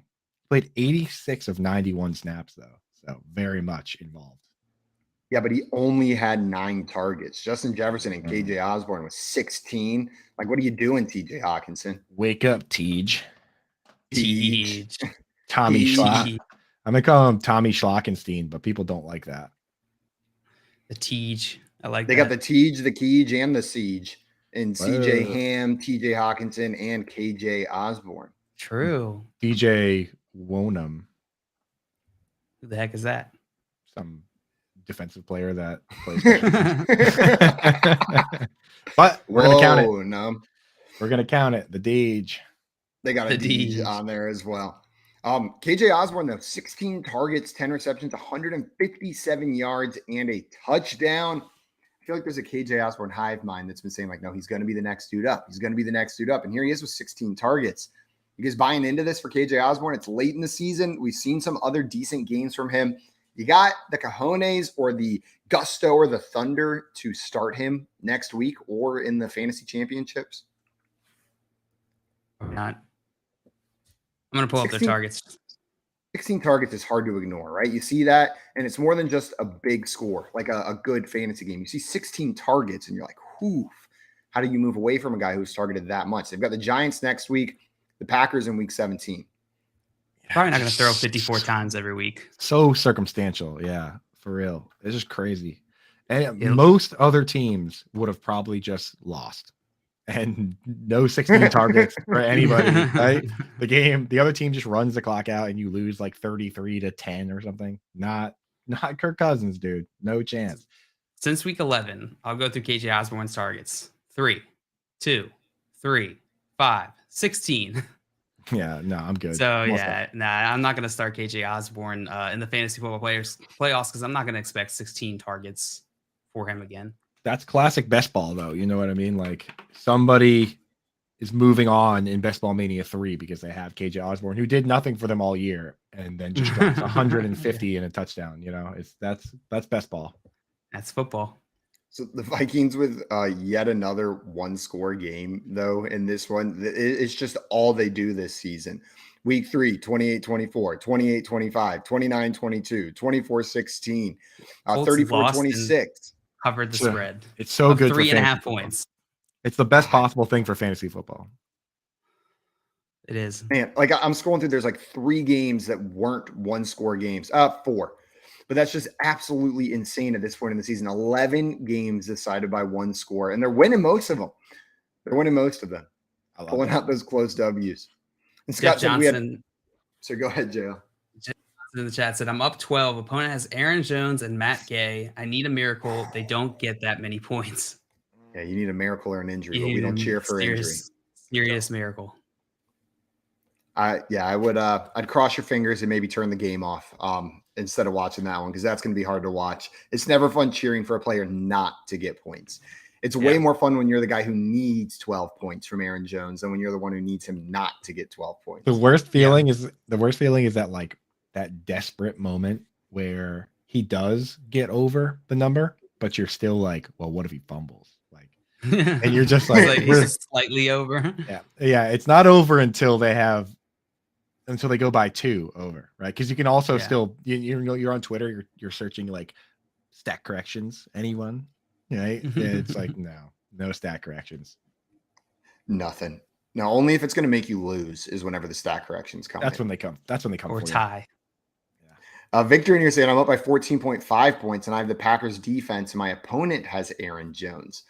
Now that's an interesting. You got a chance, Victor. You got a shot. I would rather who would you rather be? Would you rather be in Victor's spot or would you rather be the guy that has Aaron Jones? His opponent? I'd rather be in Victor's spot, I think. Especially going up against the Rams with Baker Mayfield, new quarterback, horrible offensive line. I think like we can call it a safe 10 points for the Packers defense probably, right? Like 9 to 10 points. Let's give them 10, 24.5 points. Aaron Jones has to outscore that.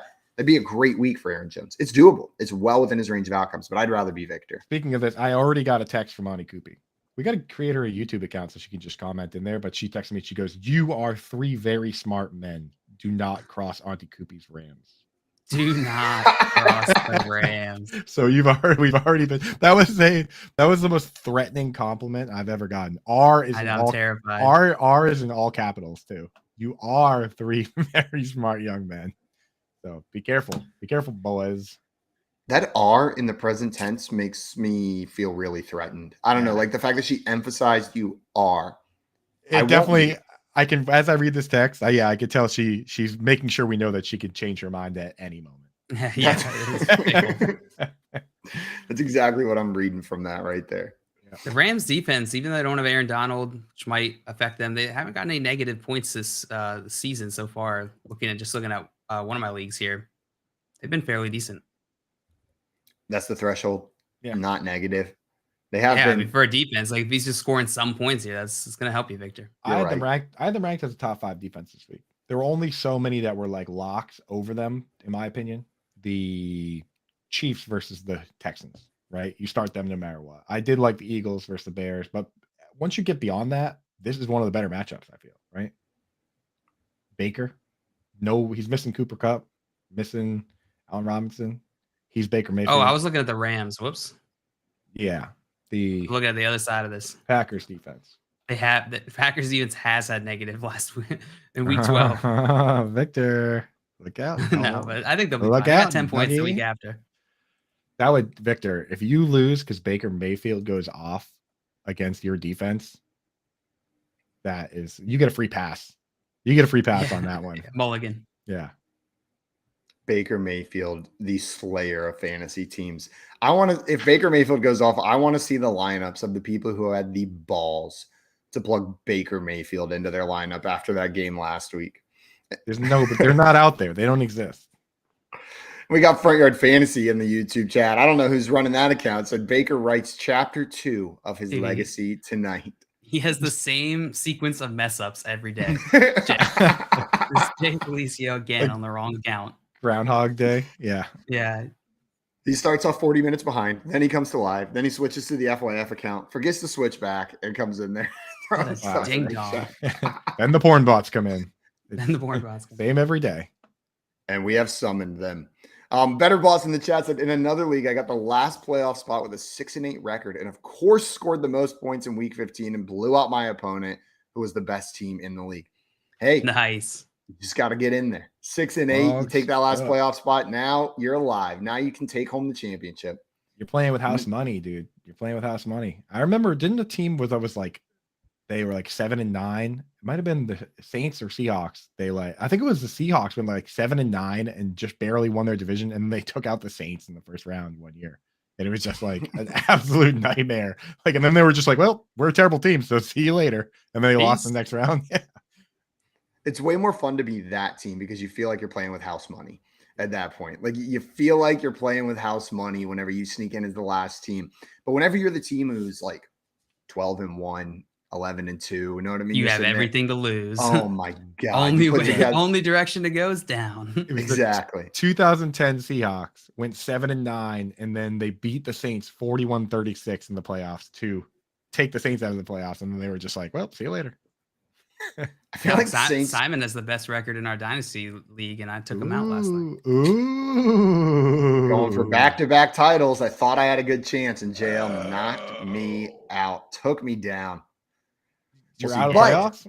So no two-time? Wow. I am still very much alive in the guillotine league, though. I'm surviving. Not only am I surviving, I'm getting my 5th weekly high score. No other team in the league has more than 2. I am now the top scorer. We have to do something. I don't know what, but we have to do something. You got to dress up as King. You got to dress up as King Henry. I look at this team and I just don't know how I lose. Even in a 3-man league, I don't know how I lose to this team. I put together at running back Saquon Barkley, Josh Jacobs, Christian McCaffrey, and Joe Mixon are my running backs. I start all 4 of them every week. Josh Allen at quarterback, and Stephon Diggs and Mike Williams at the running back position, and George Kittle at tight end. Like, George Kittle's the weak link on that team, and even he showed up this week. We were good to go. Boys are back in town. Joe said if I had a nickel for every time JL mentioned knocking Simon out, I'd have 10 cents. He's mentioned it twice. Mentioned it twice. Last night and today. And you'll probably mention it at least one more time. Listen, not everybody that listens in the morning listens in the evening, so you got to make sure you spread it out. JL loves a good spread. Got to spread it out. Anything else on this Vikings Colts game? I mean, I feel like we can't even describe enough how insane of a comeback that was, but just absurd. And I was at a wedding during it. I look at my phone, they're up 23-0. I'm like, oh, cool. I don't have to worry about this game. Colts win. And then I check at the reception and I'm like, what the hell happened? Like, I just assumed I was with the Colts fans watching something else. Now that we've spent 23 minutes talking about the 1:00 game from Saturday, we're on pace to end the show sometime around 3 p.m, just in time for Corey, Nando, and friends. Save all your questions for them. Yeah, maybe we'll talk about another game at some point, I imagine. Tommy said, like peanut butter on a hot English muffin. Spread it out. Spread it out. Gross. Guys, let's talk about another one of these Saturday games. The Cleveland Browns and the Baltimore Ravens faced off. Tyler Huntley led Ravens. I expected the Ravens to win this game, but the Browns pulled out a victory in a barn burner, 13-3 in this one. And guys, my hotel room in Cleveland overlooked the stadium. I'm putting on my suit and I'm looking down and I'm seeing a sea of Browns jerseys and Ravens jerseys just walking through the city, walking up to the stadium. And I'm just like up in my window looking out like, like they're going to the Browns game. But then I think I had the better end of that deal. I got to see my cousin get married and they had to watch a 13-3 game in the cold, in the snow, it was nasty out there. It's pretty rough. Yeah. It was a Nick Chubb game. That's for sure. It was a Nick Chubb game. And Deshaun Watson, a couple games in now since he's been back, 18 for 28, 161 yards and a touchdown, has not looked great. I know some rust was expected, but do you guys think maybe he's lost a step or this is just him coming back and we're going to see the old style of play we saw from Deshaun Watson in Houston at some point this year? I think he has to build a rapport with his teammates here. It's a brand new team.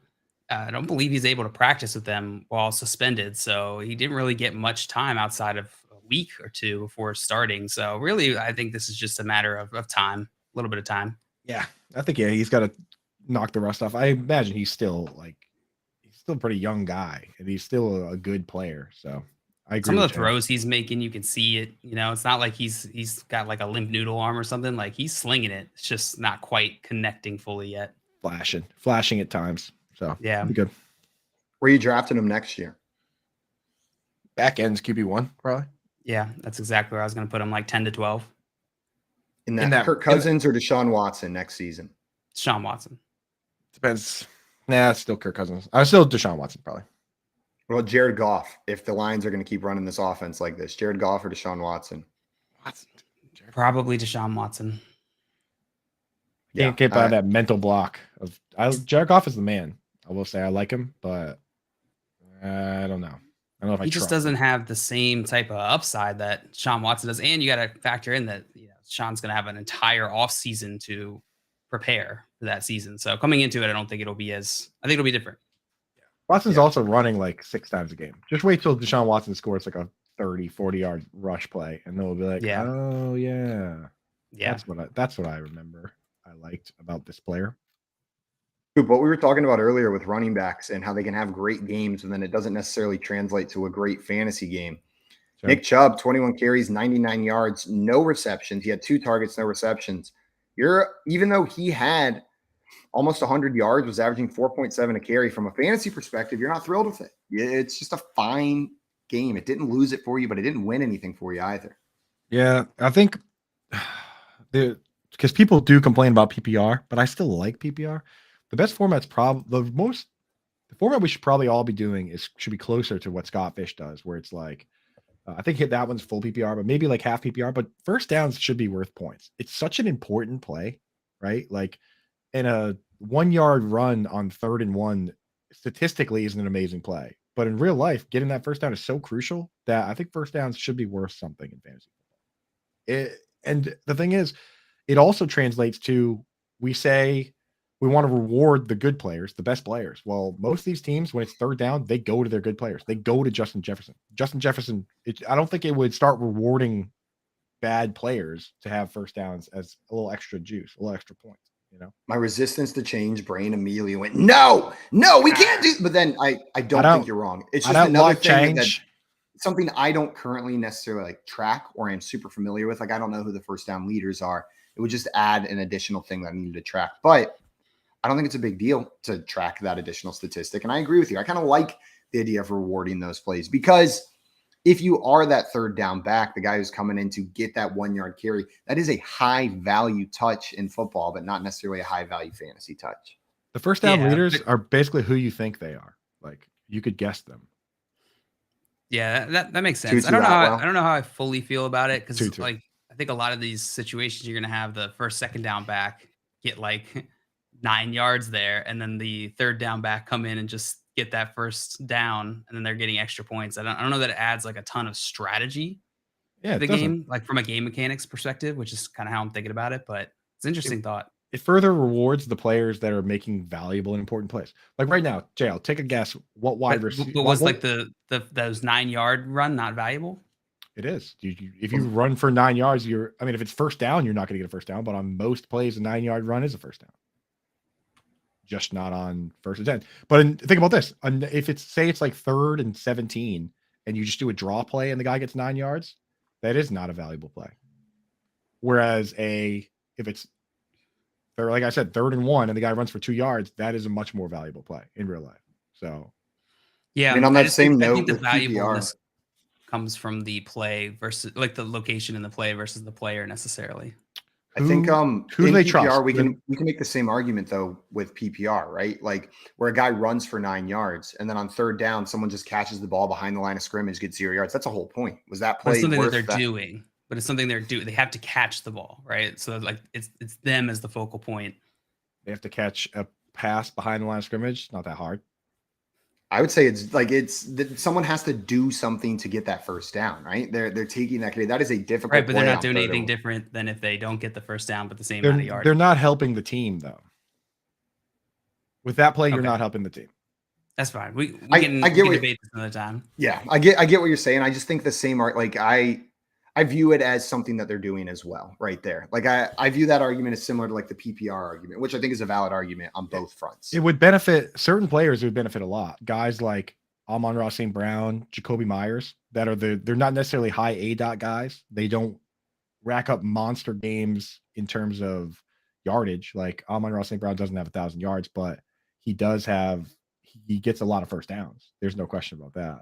So it helps, it helps them from that angle, I don't want to see a list of like the leaderboard for the season if that scoring was put into place. Know what I mean? Like I want to run through that and see like, does this look right? Does this feel right? Are these the players that feel like they should be up here being rewarded for that kind of play? Because right now, like in theory, I like it, but maybe we see it and we just see nobody's get pushed up there to the top. But Coop, I see you looking at that list over there. So maybe the spirits are unfounded. These are the rushing first down leaders are the top 10 is Josh Jacobs, or I'll just rattle it for you guys. Josh Jacobs, Jalen Hurts, Justin Fields, Derrick Henry, Saquon Barkley, Nick Chubb, Miles Sanders, Damian Pierce, Jamal Williams, and Josh Allen. Travis Etienne is 11th. Well, that makes me think maybe it's more like the bonuses where I don't like them. It's rewarding players who are already getting rewarded for plays along those lines. It's a lot of those guys. It's a lot of the guys you'd expect.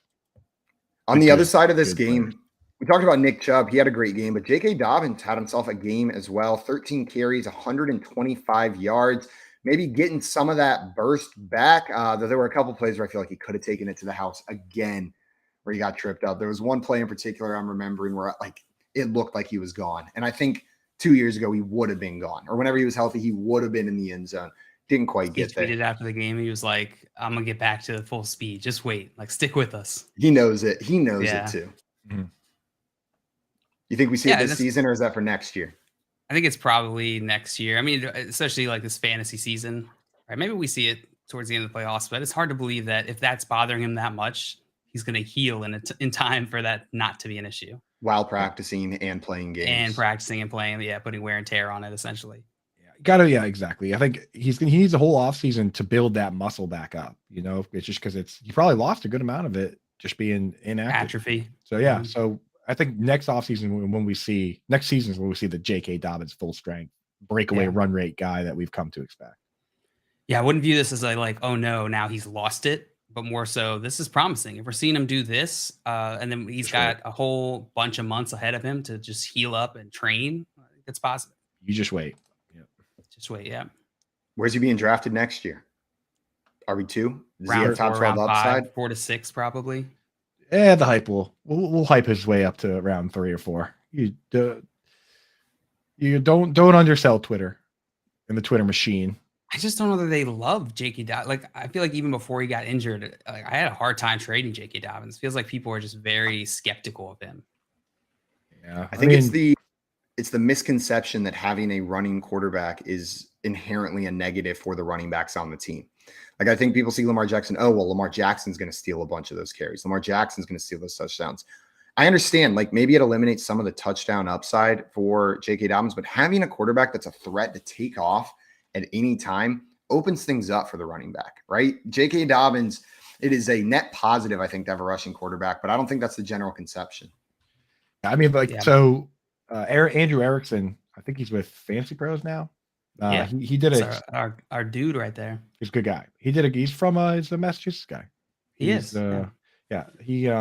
did a study that basically what it showed was that it helps you in the run game, but where it hurts you, and it not, the touchdowns, as we know, with like Jalen Hurts taking all 3 touchdowns this week, Miles Sanders getting 0. We know that's part of it, but where it also hurts you is pass catching. And that's where Andrew Erickson basically mathematically proved that mobile QBs do throw a dump down to the running back less often, which makes a lot of sense. Like if you're Drew Brees, and you're old and slow, the play breaks down, you're going to say, here, take this ball, Alvin Kamara, and you run with it. Whereas if you're Jalen Hurts and it's you standing next to Miles Sanders, you're going to say, go block. Use it as a crutch. Yeah, go block somebody and we'll go. So he mathematically took what we assumed and kind of proved it. He's got a good article on it. You should check it out. So that is the one in PPR. It does hurt guys like J.K. Dobbins. Nick Chubb didn't catch that passes. Makes sense. Guys, we're getting an update on the Jonathan Taylor situation from Ian Rappaport saying Colts star running back Jonathan Taylor was officially diagnosed with a high ankle sprain sustained in Saturday's game against the Vikings. He's still meeting with doctors, but it is considered highly unlikely that he'll play again this season. So Jonathan Taylor, if you were relying on him in your playoffs, we're probably not going to see him again this year, but he'll be back next year. He should be good to go. Good to go for next season. Big bummer. Dang it. I hate that part of fantasy. It's the worst, but it makes sense with the game that they're playing being football. Like, I wish it would be like that. It could be like Madden and we turn injuries off. Just wait till everybody has cyborg legs. Then it's going to be much easier. Cyborg so we legs. like that movie Surrogates or something where like you just everyone's just playing like their robot basically. JL's dad would be like, I know he's cheating with cyborg legs. That Tom Brady. Yeah, Tom Brady. He already has Don't them. trust him. He's got illegal software on those cyber legs. I know it. I know. Neuralink. Let's talk a bit about this other game that happened on Saturday, the Buffalo Bills Miami Dolphins game. And JL, you said this is the game ever. That made you feel love towards football. Tell us what you loved about this game. It was so fun. It was like we got the Frozen map. You know, there's like snowballs flying in from everywhere. These two teams, which are both just like powerhouse, fun teams to watch, offensive darlings. It was just fun, man. The uniforms were fire. You got the red from the Bills, the all red versus the all white from the Miami Dolphins. Oh, this was a fun game to watch. So many players out there like, what's this? There's powder everywhere. What's this? I can't believe it's football. Sorry. Sorry, you were actually saying something about football, Simon? I doubt it, if we're being honest. That what was about to come out of my mouth was about football. Dustin in the chat saying that game was great. Go Bills. Bills, dude. Dude, and this game just reinforced to me that this is up. Like, Bills won this game, but man, like, Dolphins are going to give them a run for their money. That's very next morning, me and John and Pembo were talking about that because we do the Sunday morning show before the FYF one on Sundays. And me and John were just like, how about those Celtics and Bruins, right? Like, just watching those two teams play, I was like, oh, our team does not belong in this discussion. You know, the Patriots, go Bruins. Go Bruins. The year 2022, and the Patriots are irrelevant in their division. The Dolphins are one of the more relevant teams. I love it. I love seeing them succeed in jail. Like you said, it's not just like that the game was fun, but it's players that I feel like everyone loves cheering for, like Josh Allen, Stephon Diggs on the Bills side. Like, they're two fan favorites. Then you've got Tua, who's become a darling this year. Everyone loves cheering for Tua. Then Tyreek Hill, Jalen Waddle. It's just a fantasy feast of players that everyone loves cheering for. Yeah. So Tim in the chat said, I used to be fine with Bills fans, but tossing snowballs all game at us is rude. And I was thinking about that this weekend. Like, you guys have talked about how you guys love Bills fans, but what we saw that week, like, that's what my experience with Bills fans have been way more like throwing snowballs the entire game at opponents than any other thing. And you're not going to throw snowballs though. See, I view that as like mischievous, not nasty. Know what I mean? Like it's like playful. It's one way to look at it. There's mischief in throwing a snowball. It's not just like punching someone in the face in Philadelphia. And the thing is, once they were threatened with the team actually getting a 15-yard penalty, they stopped doing it, which, shows for like all about 15 seconds. I don't know what game you were watching. I would have been pissed. Did not stop. I would have been pissed if I was a fan at the game and a dude next to me throws a snowball and that's the one that gets them a 15-yard penalty. I'd be like, you got to leave now, dude. 100%. Even though I threw 10 myself already, you threw. Even though I was the one that threw them all. Even though I threw 10, you threw the one that got us the penalty. So you gotta leave. Sorry, bro. It's the fan that reached over and caught the home run ball in Chicago, right? Bart, what's his name? I forget his name, which he's probably very happy about because for a long time I did not forget his name. Steve Bartman. Joey said I like when they threw marital aids on the field. I tweeted out about that. It's like I'm old enough to remember when Buffalo Bills fan would throw something else on the field. Yeah, they do that at the Patriots all the time. Classic. I feel out of the loop on this one. I'm going to Google it. Look at my Twitter. You'll see it. I'll go check it out. And Maria said they were icy though. Yeah, an icy snowball, that's no fun to get Ice hit with. balls, dude.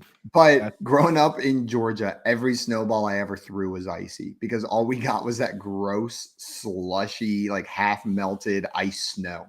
It was never like the nice powdery snow. It was always like we were just throwing balls of slush at each other the entire time. Yeah, those Over ice and over balls, and over man. again. Simon was definitely the kid throwing snowballs at cars, and then they get in an accident. And it's like, I'm just being mischievous, guys. If you're just having fun, Bills fans. Yeah, let them it have. was just mischievous. Let them have their fun. Once I have they a distinct once they win a memory- Super Bowl, though, no more snowballs, no more fun. I have a distinct memory of being in elementary school, like third grade, with my neighbor who was in the second grade. And we were walking around, and this group of what we thought were like 30-year-olds, but they were probably like 15. You know what I mean? Because whenever you're in the third grade, 15-year-olds are like grown-ass adults, started picking on us with snowballs and throwing them at us. So my neighbor says, distract him. And I start talking to one of the guys, like the ringleader, taunting him, and I see Landon walk up behind him with a handful of slushy ice snow, double handful. And then while I'm talking to him, pulls the back of his pants open and shoves all the snow down the back of his pants. And we just took off running with this like group of adults, what we thought were adults, but they're probably just middle schoolers, like chasing us through the neighborhood. That's my favorite snowball memory. That's number one. Snow pants move. Yeah. So that's what Eagles fans are doing, right? You're shoving snow down the pants. Exactly. Eagles fans they take it to another level. Tua bounced back a bit in this game, 17 for 30, but 234 yards, 2 touchdowns. You guys got any concerns for Tua? People were talking, like he's lost a step. He was just getting lucky because he had a couple bad games in a row there. He's still up near that tier 1 of quarterbacks for me for fantasy going into next season with this offense. Yeah, I think what we were getting earlier in the season where it was like consistently 25 plus points is not really where Tua probably belongs. I don't think he is that type of quarterback, but I think he's definitely in that above average, like 75th percentile. I don't know. Is that good? I don't know how percentiles work. Yeah, it is. But I mean, for a league with 32 teams and, top 75 would be top 7, 8, right? Mathematically, somebody out there with the I got you. It would be top 8. Exactly. You would have to be top 8. So I think he's right on that fringe. So maybe like top 70th percentile. Third. Yeah. Good math, Coop. He's got what's up, dude? He's got dude. Did that math right here, dude. Top of the head. He's got a passer rating over 100 on the season. He had a passer rating over 100 this week. Didn't throw any interceptions. I mean, hard to dog him for this week's game. He played, 234, 2 touchdowns. What more can you really ask for? It's a tough team. Tough team. 234, 3 touchdowns. I thought he had 2. He had 2, right? No, he did. But you said, what more can he ask for? Yes, you got 3 touchdowns. 3 would have been nice. Answering your question, yeah. 3 and winning the game, that would have been nice. Yeah, I'll give you that. That's fair. And a dolphin noise in the post-game press conference. It's all I ask for. Too. 1 dolphin noise. Come on. I want to do it.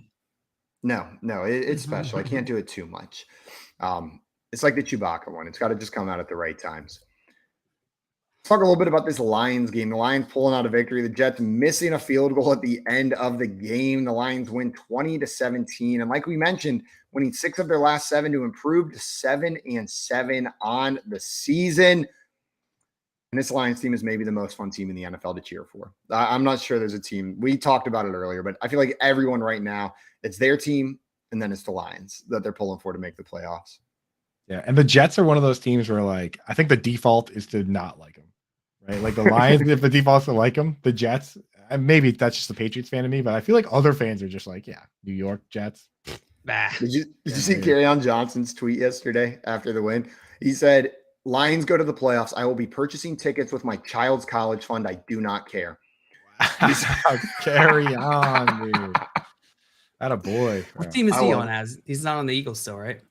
I don't know where Kerryon is anymore. Kerryon had one of the my all-time favorite quotes when they asked him about, he was like, oh, DeAndre Swift's awesome. And they were like, well, are you learning anything from DeAndre Swift? And he was like, have you seen this guy? He's like, my knees, my hips, they can't do that. He's like, there ain't nothing I can learn from DeAndre Swift.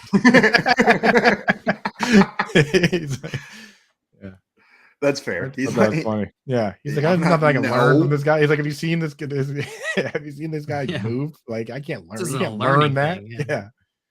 Yeah. and That's it's like funny. asking me after I listened to an Ed Sheeran album. So, did you learn anything from him? No, I didn't. I learned that he's a much better singer than I am. Hey, yeah. Yeah, I think Khalif Raymond had a great game. 16.3 fantasy points this week. Better better boss. boss than big Khalif Raymond fan. Big chunk of that.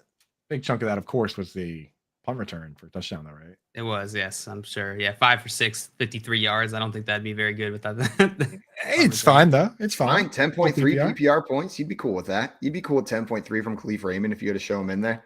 Sure. Punt return, huge. Punt return is big. We had a question pop in the chat said, who we like in the DFS captain spot tonight? So that MVP spot, that captain spot, the 1.5x spot in tonight's game. John Luke, who do you like to be the captain tonight in the Rams Packers game? Sheesh. I don't know. Christian Watson, just in case he goes ham. That was my first thought too, but that one's going to be so popular for like. Yeah. I'd probably just go with one of the QBs. I think the QBs are fairly affordable. So whoever you think's going to win, I would just start that. I would have that QB as your captain, and then I'd try to differentiate somewhere else down the line. Probably differentiate. I'd differentiate by picking Ben Skowronek. But I mean, Bobby Tons. Ben Skowronek's cheaper than Bobby Tons. Bobby Tons doesn't even play, and he's slow, and he's not. Yeah, I'm scrolling through. I'm looking at all these players. It's not like good like middle tier of players here. It's either like the obvious ones or no way I'm doing that. It should like I'm not plugging Cam Akers into my captain spot. I don't think. You want to be realistic? You want to be realistic about this game tonight? Make the Packers defense your captain and put both kickers in your lineup, and then start like Malcolm Brown, and then after that, Keith Sweat. And then after that, you can just put in whoever you want because you have unlimited money left. Sammy Watkins, any love for Sammy down at 7K on FanDuel? None. 7K? That's pretty expensive. He's pretty far down there. In these, you only start 5 players. You've got 12,000 average per player whenever you're plugging in there on these single game slates. So 7,000 is well below the average. Like Aaron Rodgers up at 16,000, Baker Mayfield at 14,000. Sammy Watkins down at 7,000. No interest in Sammy Watkins. As low as it goes is 5K. He the last 2 weeks, 8% snap share, 11% snap share for Sammy Watkins. So you're saying there's a chance. And 0 points in both. 0 targets, nothing. Oh, I'm just scrolling through this list. Travis Fulgham, $5,000. Remember when Travis Fulgham was a thing for like 3 weeks? It was like, this is the breakout. Travis Fulgham is now a thing. And then he just so quickly wasn't. And I feel like no one ever talked about him again. Yeah. So it was so obvious it was coming, though. So like the hype train was so full of air.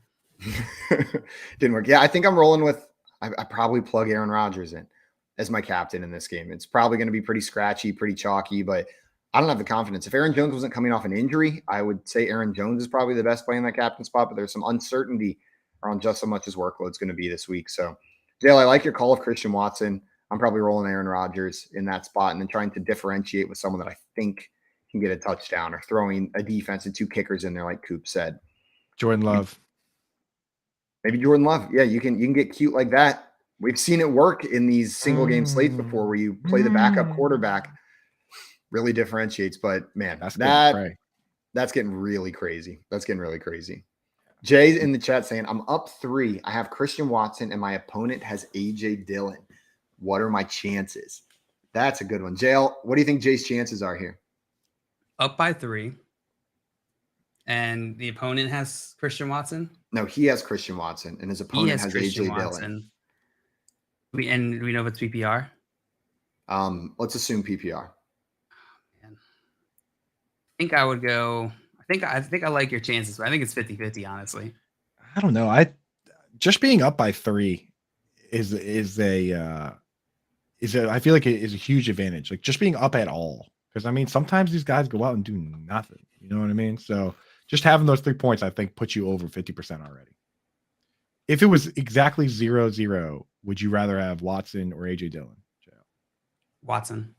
See, so it's got to be, and he's already up by 3. So I think it's got to be a little more than 50 at least, right? Maybe slightly. But the fact that he's starting him means that he's probably going to play worse, right? Every time you have to start a player to win, that's whenever they don't perform. That's true. Yeah, to consider that. But you got to remember, there's like another guy on the other side who's got that problem going on with AJ Dillon. Shoot, yeah, but I don't know him, so it doesn't work that way. Right. He's not in my bubble. No, I'm starting Christian Watson as well here over AJ Dillon. We're the main characters, so that NPCs on the other side of matchups, they don't care. I was walking around the airport with my girlfriend, and I looked around. And I said, "You know what's crazy?" And I was like, "You ever think about how like we just came from like a wedding? We went to our own high schools. We have our own bubbles, but every person in here has their own little life with all the important things, and there's thousands of people we're seeing." And she was like, "What are you talking about? It's 7 a.m." But I was just like I have that thought. Like people think about space to feel insignificant. I just think about an airport to feel insignificant. There's so I'll many let you in on a little secret. That happens. Everybody's a simulation. They're all just, like Coop said, NPCs and stories. So they don't have their own bubbles. That's what Elon. That's what Elon Musk believes, and it allows him to do horrible things, like leaving his family. Pretty cool way to go through life, being like, yeah, this is just a video game. So all simulation anyway. I'm going for the high score. Yeah, but there's a name for that feeling, Simon, by the way. There's the name for the word. It's Gregory. The word is sonder. Sonder. Here's the definition of the word sonder. Noun. The realization that each random passerby is living a life as vivid and complex as your own. Yeah, that's exactly the feeling. That perfectly describes what I was talking about. Now I can just say one word next time instead of being difficult in the middle of an airport at 7 a.m. Yeah, and then you can have that conversation with your girlfriend where you say, "I just got the strangest feeling of sonder," and she'll say, "She's like, what's the sonder? hell are you talking? What the hell are you Let me tell you." Never mind. Forget I asked. Shut up. way too early. Can we check our bags now, please? Like that's what her response would be. We're done with this. Lucius coming in here in the chat said short commentary. Last week, he had to decide between Brandon Ayuk and Michael Pittman for the fantasy playoffs, who he should play. We had different opinions as a group, but after taking insight from each of you, I went Pittman, which led to a playoff win. Oh, man, Lucius, you got the W.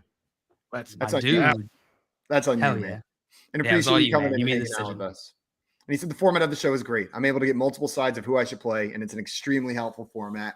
I appreciate you guys a great deal. Keep doing what you're doing. Lucius, thank you, Lucius. We appreciate you so much, man. We love coming in and talking ball in the mornings with everyone in the chat, with everyone bringing their questions. Yeah, I mean, I was waking up, and I'm happy every day whenever we do this show. I've never been happy at 7 a.m. before. I was pretty heavy on Pittman there, so I probably would have had to take the blame if you lost that one. I was like, he's wide receiver too. You know? Yeah, I don't know if I can't remember where I was on that. I was pretty heavy on the probably not on the Pittman side. We got a little lucky there, but it's better to be the lucky winner than the lucky loser. And the guy with Jonathan Taylor. Yikes. As let's talk a bit about this Eagles-Bears game. The Eagles came out on top 25-20 in this one. Jalen Hurts didn't throw a touchdown, but he had 3 on the ground. 3 rushing touchdowns, 17 carries, 61 yards, 3 on the ground. Add that to 315 yards through the air. Did throw 2 interceptions, but who cares when you run 3 touchdowns in? Like, I don't care for fantasy. You can throw 3 picks if he's going to do the rest of this. I care, and that's why I tweeted out the Miles Sanders for the Talladega Nights meme, where I said, "What if maybe one time you slingshot me in for the win?" and Jalen Hurts is like, "Well, if you score the touchdown, how am I going to score the touchdown?" like unbelievable, man. Like, just let him score 1. You got to score all 3, dude. Come on, let my guy have 1. Let my guy live. Let us live. Nah. Hurts had to get all 3 of them. Coop, we were talking about this last night a little bit. Me, Jalen, Joey. Is Jalen Hurts your number 1 quarterback going into next season? Yeah, I think so. Head of Josh Allen, especially in 4-point passing.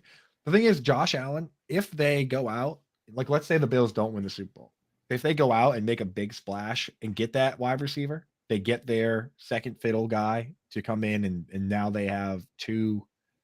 You have Stephon Diggs, and then the next best free agent wide receiver, or they use a first round pick on a wide receiver, then I might be back on board with Josh Allen. But as of right now, like AJ Brown's locked up long term, Devonta Smith is locked up long term, Dallas Goedert's locked up long term. Things are looking pretty good for Jalen Hurts. So for me, I got to side with. I think they both are talented players, but I got to side with the weapons. If they go out and get Josh Allen another shiny new weapon, it's not just leaning so hard on Diggs, I might change my mind. But for right now, our friend Dave Kluge brought up that there aren't that many shiny new weapons on the 2023 free agent wide receiver market. The star of the show is probably Juju Smith-Schuster, coming off that 1-year deal with Kansas City. Allen Lazard is another name up there. You got DJ Chark, Nelson Aguilar. It gets gross fast. There's not many names sitting out there in the free agent wide receiver pool this offseason. How did they get Stephon Diggs? How did the Eagles get AJ Brown? There's another way. There's another way. There's another. What if I told you there's another way? What if I told you you could mortgage the future and become the next Los Angeles Rams? all you gotta do is pull the Eagles playbook and just fleece all these teams.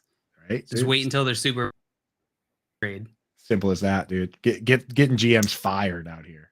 For real though. That was a point I made last night, is for Jalen Hurts, more so than any QB. It's not just the fact that he's had a good season. It's that they're set up. They're set up for the next few seasons. They're highly leveraged right now. There's very few players in the league that it's more fun to watch succeed than Jalen Hurts, though. You know what I mean? Like, it's the players that people don't necessarily believe in. And Jalen Hurts was always the dude that, like, this, like the coach's favorite, right? The teammate's favorite, like locker room favorite. He's never had a teammate say a single bad thing about him. He's never had a coach say a single bad thing about him. You wanted him to succeed, but everyone was saying he couldn't do it. It's fun to watch him find that success in the NFL. Love that. The Geno Smith, another one. Exactly. Except that one dude that punched him in the face on the Jets. That guy probably wouldn't like that. But everybody else, big fan. Teddy Bridgewater. Teddy Bridgewater may be the better example. There we go. Teddy Bridgewater. Now, on the other side, Justin Fields, 14 for 21, 152 yards on the ground, 2 passing touchdowns, but added 95 yards on the ground, bringing him to 1,000 yards on the season. I think Justin Fields is in that tier 1 of quarterbacks next year. I think he is a tier 1 quarterback up there with Jalen Hurts, with Josh Allen, with Patrick Mahomes for fantasy purposes. I think he's got to be. Yeah, and my thoughts on Justin Fields are this. When he throws it to Cole Kmet, I like him. When he doesn't, I don't like him. Because you're a tight end guy. Pretty good rule. The tight end tinkler. I wish he was throwing to Darnell Mooney. But next year. Next year's the year. He'll have to fight out the guys that like Byron Pringle and Equinemius St. Brown and Dante Pettis and Velus Jones and Tristan Ebner. But I think Darnell Mooney can carve out a role in this offense. Yeah. Jay in the chat, before we go, Kayvon Thibodeau last night. What a game, dude. Incredible. Monster game. What do you have, like 15 tackles for loss? Probably more like 3 or 4, but still. Guy was everywhere. Animal. Absolute beast. Guys, everybody who hung out with us this morning, thanks so much for spending your Monday morning with us bright and early. We're going to be back tomorrow and every day, Monday through Friday from 7 to 10 a.m. Eastern time. But stick around here on BSM for a full day of awesome programming. Right after this, we've got Moose and Keith, followed by Lunch Money presented by Fantasy Guru. And then after that, Corey Nando and friends to answer all of your toughest fantasy questions. Enjoy your Packers-Rams game tonight to the best of your ability. Good luck if you're relying on any of the pieces tonight. We will see you guys bright and early tomorrow morning. Until then, though, adios, everyone. Bye-bye. See ya on another time.